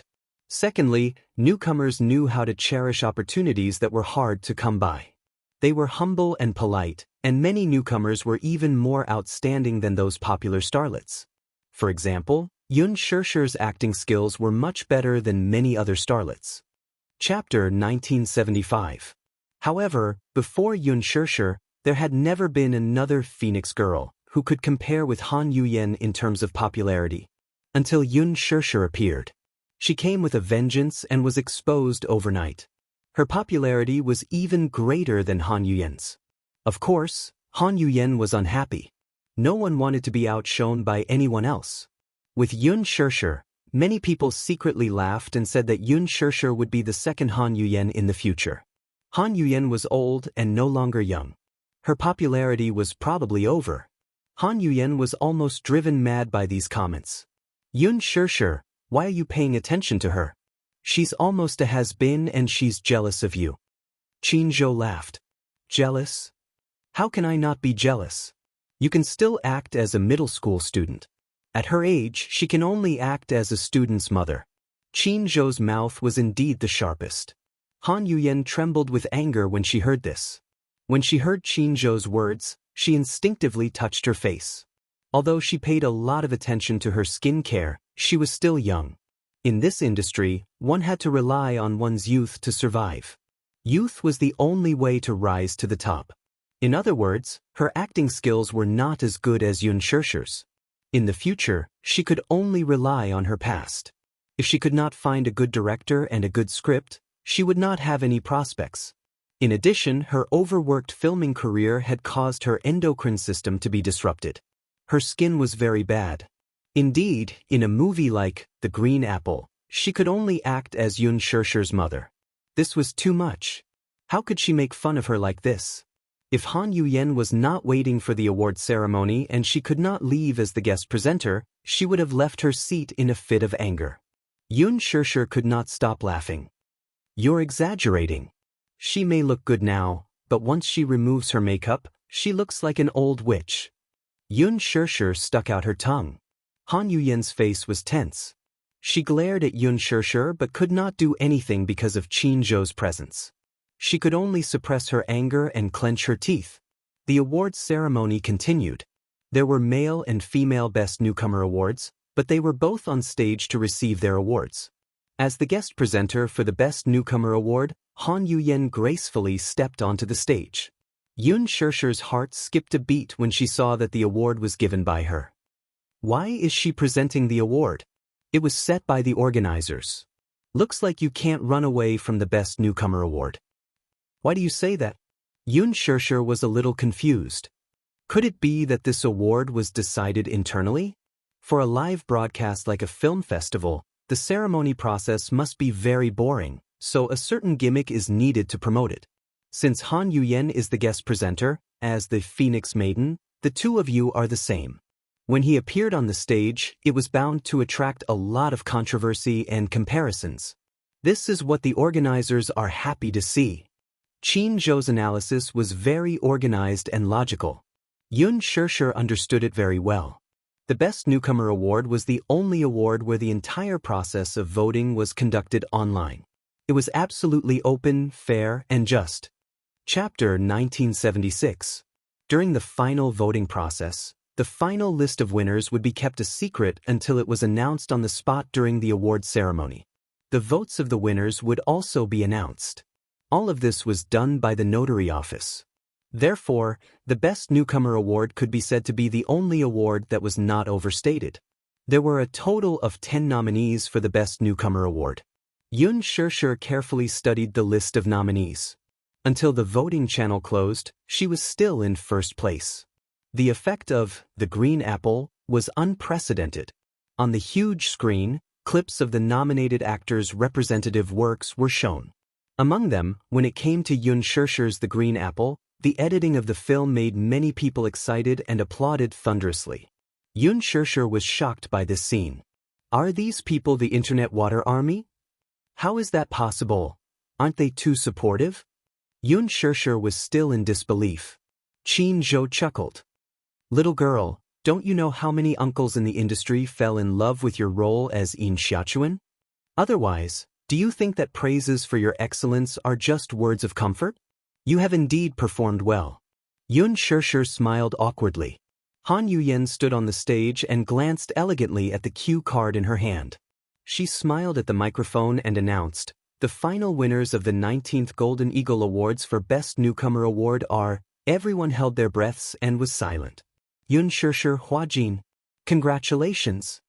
Sure enough, it was just as Qin Zhou had predicted. She really won the Best Newcomer Award. Thunderous applause rang from below the stage. Yun Shirshir had won the Newcomer Award, which was widely expected of her. After the announcement of the award, the camera quickly switched to Yun Shirshir. Yun Shirshir smiled at the crowd. Even though she had won the Newcomer Award, her face was calm and collected. Naturally, she did not show much surprise and appeared extremely calm. Everyone was shocked. It was not easy for a newcomer to face the award with such a calm attitude. Qin Zhou clapped and looked at her gently. Go on stage to receive the award. Watch your expression. Don't be too nervous. But Yun Shirshir stood up slowly. As the winner of the Best Newcomer Award, Hua Jin walked in front of her like a gentleman. He kissed the back of her hand gently and held her hand as they walked onto the stage together. Han Yuyen smiled as she watched her walk onto the stage. Although she looked natural and unrestrained on the surface, what about her heart? However, he was already gnashing his teeth in hatred. Yun Shirshir walked up to the stage and stood beside Hua Jin. Her bearing was elegant and proper, and she exuded a quiet and elegant aura. This elegant temperament was not something that was painstakingly trained. There was a type of person who was born noble and elegant, and it was incomparable. Han Yuyen stood at the side. Even though she had put in a lot of effort in dressing up and makeup on her face, she still managed to steal a lot of the limelight. Even her aura was suppressed by Yun Shirshir's. Her starlight was bleak. On the surface, Han Yuyen maintained her composure, but her heart was in turmoil. Yun Shirshir was touched when she received the heavy trophy from Han Yuyen. This was the first trophy she had won in her acting career. It was very memorable. Even though she already had a lot of mental preparation for this trophy, when she stood on the stage and held the trophy in her hands, the pride that welled up spontaneously rose. Chapter 1977.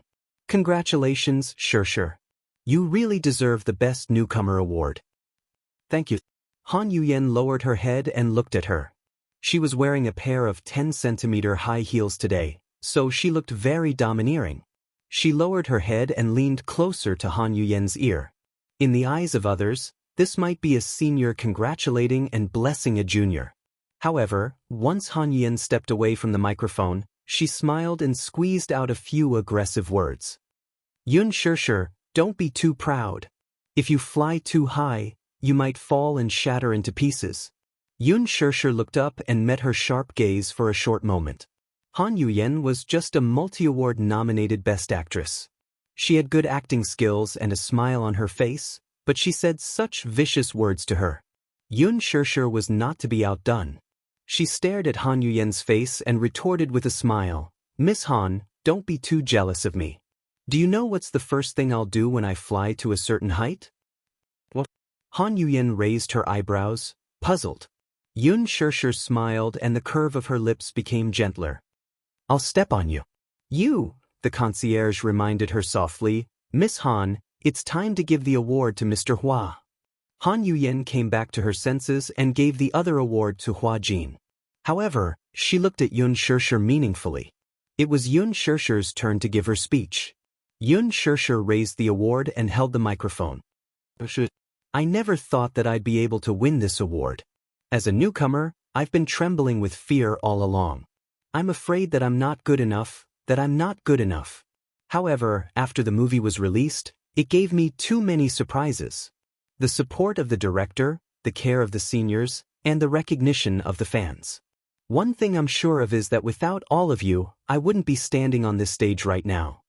When she went down the stage, Qin Zhou asked, What did Han Yuyen say to you just now? Congratulations from the seniors. Huh? Qin Zhou didn't believe her. He didn't even need to think about it. Han Yuyen wouldn't say anything nice. There's no need to be so calculative with her. Yun Shershur was very open-minded and didn't take it to heart. Yun Shershur had been mentally prepared, but now that she was holding the heavy award in her hand, her heartbeat quickened. She was happy. At this moment, she suddenly felt that all her efforts might be worth it. She was lucky. The Best Newcomer Award was a once-in-a-lifetime opportunity for an actor, regardless of everything. It was an honor that no amount of awards could exchange for. Of course, she was honored. If she didn't get it, it would be a regret. She was very open-minded when it came to awards. If she didn't win, she would smile and encourage her. However, without the witness of that person, this moment of glory seemed to have lost its profound meaning. At the end of the award ceremony, most of the awards had been announced. Many celebrities had already left the venue. Alas, she insisted on sitting until the end. After all, this was a respectful attitude toward the movie. Qin Zhou became more and more certain. A person who knew how to respect others, at least in terms of character and accomplishment, was worthy of recognition. The Green Apple was a big success. Apart from the Best Screenplay, Best Director, and Most Popular Film of the Year, it also won the Best Newcomer and Best Editing awards. Chapter 1978. Although The Green Apple was excellent, there were many other works that deserved recognition. There was also a small incident in the middle. Actually, the Best Actress of the film festival had already been decided internally. With the Mu Group's strong investment, he had made an irreversible condition back then. The Best Actress award for this year's Golden Eagle Awards must go to Yun Shershur and no one else. Hence, Yun Shershur could have won the Best Actress of the film festival. Unfortunately, there was a conflict among the judges. Mu Yaja was not present at the event.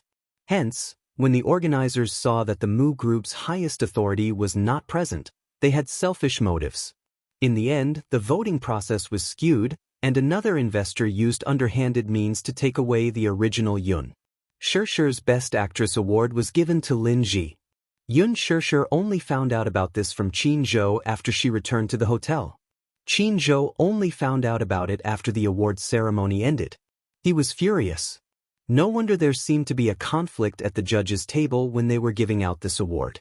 A few of the judges were arguing about something with ashen faces. They were playing tricks and manipulating the situation behind the scenes. They had actually stolen Yoon Shirshir's Best Actress award. If not for this interlude, the title of Best Actress would eventually fall to Yoon Shirshir. This would be a historic moment for the Golden Eagle Awards. If she could win both the Best Newcomer Award and Best Actress Award at the same time, it would be a great honor for Yoon Shirshir. She would be the youngest actress to win both the Best Newcomer Award and Best Actress Award at the Golden Eagle Film Festival. For a young newcomer, this was an enviable honor. However, due to various reasons, it could only be a pity. Chin Zhou did not inform Yoon Shirshir on the way. He was afraid that she would feel disappointed and depressed. However, Yoon Shirshir did not feel that disappointed. Lin Ji's team had manipulated the situation behind the scenes, and so had Mu Yaja. Compared to his absence from the film festival, everything else seemed less important. She said to Chin Zhou, "Don't worry, I'm not that weak. I'm already very happy to win the Best Newcomer Award." Chin Zhou exclaimed, "Your psychological endurance is really strong. If it were any other female artist, they would probably be crying under their blankets right now. One shouldn't be too greedy. One must know how to be content." Chin Zhou nodded and reminded her, "It's getting late. Have a good rest. We'll return to the capital tomorrow morning." Yoon Shirshir returned to the empty room and gently placed the trophy on the table. She stared at it for a while, then got up and went to the shower to wash up. After washing up, she went to bed early. Her mood was a little messy, so she lay on the bed, tossing and turning, unable to fall asleep. When he closed his eyes, the whole world was noisy. In the middle of the night, just as she was about to fall asleep, her phone screen suddenly lit up. It was a message. Yoon Shirshir unlocked the phone and saw that it was from Chin Zhou. "I'll wait for you on the rooftop." It was a simple sentence with 6 words, concise and clear. Tiantai? There was a rooftop in this hotel, but it was on the 28th floor. Why did Chin Zhou ask her to go to the rooftop? It was the middle of the night. Wasn't he going to sleep? Yoon Shirshir called back, but she could not get through. That was strange. Chapter 1979. She made a few calls, but none of them went through. Was it because the hotel's signal was not good? That was strange. Chin Zhou's phone was always connected, and the signal was excellent. Sometimes, he could receive her phone even when there was no signal. Yoon Shirshir dialed more than 10 times, but there was still no response. She frowned, stood up and changed her clothes. The night was cold, so she put on a jacket, opened the door, and walked out. She seemed to remember which room Chin Zhou was in. 1502. She was on the 14th floor, and Chin Zhou was on the 15th floor. He mentioned the room number to her and said that she could knock on the door if there was anything. But she did not pay attention at that time, so she did not remember Chin Zhou's room number. For a moment, she was annoyed and could only search based on her vague memory. When the elevator reached the 15th floor, she walked to the door of 1502 and gently pressed the doorbell. Ding dong. He called out several times, but no one answered. Yoon Shirshir frowned in confusion. Was it not 1502? Just as she was about to leave, she heard the sound of the door unlocking behind her. Yoon Shirshir turned around in surprise, only to see Hua Jin standing at the door with a tired expression. He asked in an unfriendly tone, "Who is it?" Before he could finish his sentence, Hua Jin saw Yoon Shirshir standing at the door. Surprise flashed across his eyes, and then the coldness in his eyes faded, and a smile appeared on his face. "Shirshir? Are you looking for me?" Hua Jin was wearing a bathrobe. His hair was a little wet, and it fell messily above his eyebrows. His charming peach blossom eyes were slightly bright because of the surprise in them. Yoon Shirshir's gaze could not help but fall on him. Hua Jin's bathrobe made him look tall and slender, but his chest was slightly exposed, revealing his defined muscles. He looked extremely sexy. Usually, when she saw him the most, he was wearing slim-fit ancient clothes. Hence, he looked like a slender and delicate handsome man in ancient times, who could not even hold his waist. However, she did not expect that he was also a man who looked thin in clothes but was muscular when he took them off. He was very stylish. Hua Jin sensed her gaze and followed her gaze. He looked down at his chest and smiled faintly. He shyly straightened his clothes and the corners of his lips curled into a playful smile. Does it look good? Yun Shirshir blushed. She turned around and cleared her throat. I didn't see anything. The smile in Hua Jin's eyes deepened, but he didn't expose her excuse. Yun Shirshir also sensed his kind protection and instantly felt embarrassed. She turned around abruptly and wanted to leave. Hua Jin stopped smiling and asked nervously, Where are you going? I'm going back to my room. Aren't you looking for me? Hua Jin stopped her. What's the matter? Yun Shirshir turned around and immediately explained, No. I got the wrong room. I thought Qin Zhou stayed in this room. Hua Jin was stunned and his eyes were filled with loneliness. He quickly understood that she had knocked on the door because she thought Qin Zhou stayed in this room and remembered the wrong room number. He was disappointed. He had thought that she was looking for him, but he did not expect that it was just his wishful thinking. So, you're looking for Qin Zhou and not me? Yes. Chapter 1980. Yun Shirshir didn't know whether to laugh or cry. Why would I look for you in the middle of the night? You can look for me even if you don't have anything to do. Hua Jin said matter-of-factly, There are a lot of things you can do. Yun Shirshir raised her eyebrows and stared at him suspiciously. Hua Jin felt that there was a lot of unfathomable meaning in that pair of eyes. Afraid that she would think too much, he immediately retorted like a gentleman. For example, we can chat or play cards. Let's play, Fight the Landlord, together. Yun Shirshir shook her head and laughed. I'm not good at cards, and I'm only average at Fight the Landlord. I'm destined to lose money. If you're not good enough, I can go easy on you. Hua Jin smiled, but he seemed very generous. Yun Shirshir teased, You're so rich. Mahjong is fine too. I don't know how to play Mahjong. Hua Jin was stunned. Then what do you know? Yun Shirshir couldn't be bothered with him. She had wasted a lot of time coming and going. She was still anxious to find Qin Zhou, so she said, I'm not telling you. If you're bored and can't sleep, don't drag me along. After I find Qin Zhou, I'll go back to my room to rest.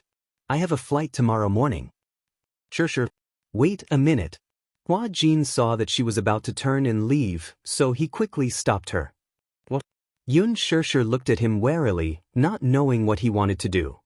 You don't know Qin Zhou's room number, right? Yeah, but I can help you ask. 5 minutes later, Yun Shirshir sat uneasily in Hua Jin's room and looked around. The luxurious suite Hua Jin was in was twice as big as her suite. Most importantly, it had a sky garden. Standing on the balcony and looking out at the city, the scenery was beautiful and beautiful.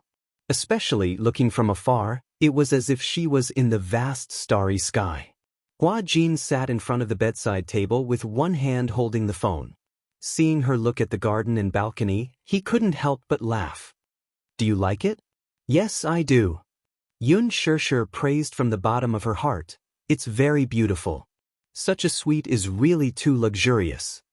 Garden suite. You can enjoy the night view and it's very quiet. Hua Jin dialed the number at the front desk and said with a smile, If you like, you can stay here tonight. Yun Shirshir threw a pillow at her. Shut up. Are you trying to play rogue with me? I wouldn't dare, I wouldn't dare. Ouch, it hurts. Hua Jin covered his nose and begged for mercy. While the two of them were fooling around, the phone at the front desk was connected. Hua Jin immediately asked, Hello, I would like to ask for the room number of a guest. Yun Shirshir, who was standing at the side, came to a sudden realization. She was still wondering why Hua Jin called the front desk. It turned out that he could check the room number. Stupid. Why didn't she think of that? His brain was really slow. However, Hua Jin suddenly frowned and his expression became strange. What do you mean? The system has been hacked? Yeah. Just now, the server at the front desk was hacked and the system went black. The technical department is already doing emergency maintenance. It happened so suddenly and I'm really sorry. We have already registered your request. However, due to the system crash, I'm afraid we won't be able to find the information you want for the time being. The front desk kept apologizing, obviously feeling guilty. Hua Jin put down the phone.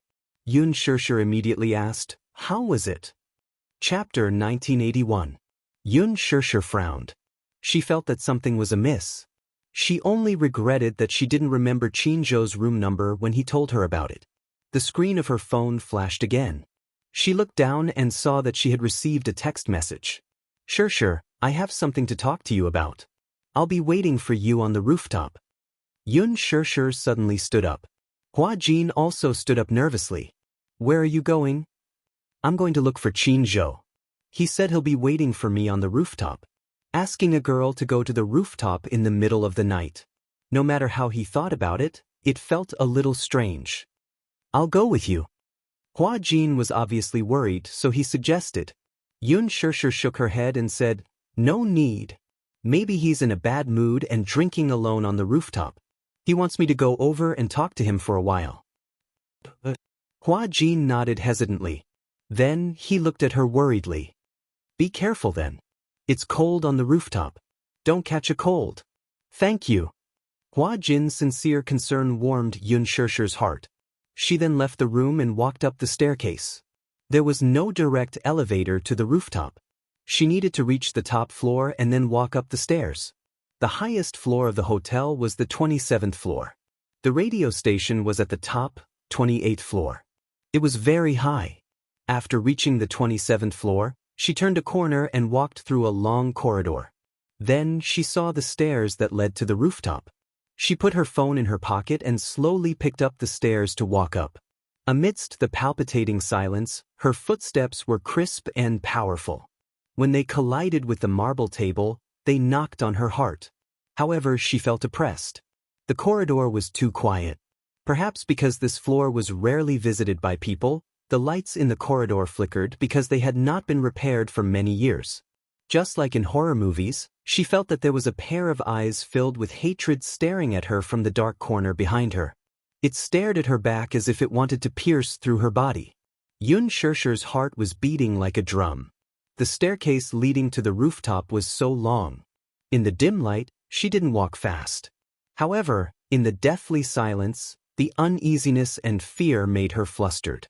However, gradually she began to have a very strong sixth sense. It didn't seem to be an illusion. She really felt that there was a pair of eyes silently staring at her from behind, like a ferocious beast aiming at its prey. This feeling was very strong. Wishful thinking. How could this be possible? Even so, she was still frightened by her own imagination and broke out in a cold sweat. However, she did not dare to turn around to see what was going on. It was as if the moment she turned around, that person would pounce on her. Yun Shirshir could not help but feel a little regretful. He didn't know why she was trying to be brave. Just now, Hua Jin had said that he wanted to accompany her. Why did she reject him? She was obviously very scared. She didn't dare to walk slowly anymore. In a spurt of energy, she ran crazily to the rooftop. She pushed open the slightly open door. However, what welcomed her was the biting cold wind of the rooftop and the seemingly endless starry sky. The rooftop of the hotel was very big. At the same time, the hotel's water tank was also installed on the rooftop. Seeing the huge water tank, Yun Shirshir was in a daze. She suddenly remembered a piece of news from before. Chapter 1982. She couldn't help but shudder at the thought. When people were in extreme fear, it was easy for their imagination to run wild. Reality had proven that one's imagination was far scarier than reality. Yun Shirshir calmed down and looked around. However, she didn't see anyone on the huge rooftop. Qin Zhou wasn't around. He wasn't around. Yun Shirshir glanced at her cell phone suspiciously. She swiped the screen to unlock it and took another look at Qin Zhou's message. She thought that she had seen wrongly. But she wasn't wrong. He did ask her to meet on the rooftop. Yun Shirshir was a little angry. She didn't know what Qin Zhou was up to. Didn't he say that he had something to talk to her about? She had agreed to meet him on the rooftop. Where was he? Could it be a prank? Yun Shirshir was a little suspicious. She thought of Qin Zhou's usual black-bellied appearance. He seemed to like to tease people and took pleasure in it. He usually spoke frivolously. It seemed that he was deliberately making fun of her. Yun Shirshir was even angrier at the thought of this. She was even angrier at herself. She actually believed Qin Zhou's prank. She even thought that this frivolous fellow had something important to talk to her about. It seemed that she had been overthinking. Yun Shirshir was angry. She turned around and wanted to leave. However, she was mesmerized by the night view in front of her. As a developed city, Sea City was famous for its seaside scenery. This hotel wasn't far from the seaside. Although it was a short drive, standing on the 28th floor of the hotel, one could overlook the city's night view. At the same time, one could also see the endless sea in the distance. The sky and the water merged into one. It was impossible to distinguish the coast, and the end of the sea could not be seen. Yun Shirshir originally thought that the best time to appreciate the sea view was probably when the sun was shining brightly. However, she didn't expect the sea view at night to be so beautiful and mesmerizing. The rows of landscape lights by the seaside reflected each other. From afar it looked like starlight. At first glance, it looked like a vast starry sky. The stars and moon in the sky were reflected on the surface of the sea. The sparkling waves added a touch of poetry to the scene. Yun Shirshir casually picked up her phone and pondered. She wanted to capture this beautiful scene. He turned on the camera, but what popped out was a selfie. Many camera apps were targeted at people who liked to take selfies. Therefore, the first thing that popped up was the front-facing camera. Her face was suddenly reflected in the selfie. She was startled and immediately wanted to switch the camera. However, just as her fingertips touched the switch function, she suddenly realized that there was someone standing behind her. While she was still in shock, the camera had already switched to the rear camera. However, in the shot just now, there was clearly someone standing behind her. A woman with disheveled hair and wearing a hospital gown. Yun Shirshir broke out in a cold sweat. Thinking that she was hallucinating, she slowly turned around, only to be horrified to find a woman with disheveled hair standing behind her at some point. Ah! This scene was so frightening that her hand trembled, and the phone fell to the ground with a pus sound. She was so frightened that she took a few steps back. She looked at the woman standing in front of her in shock. Her eyes were wide open. She was obviously frightened. "Who are you?"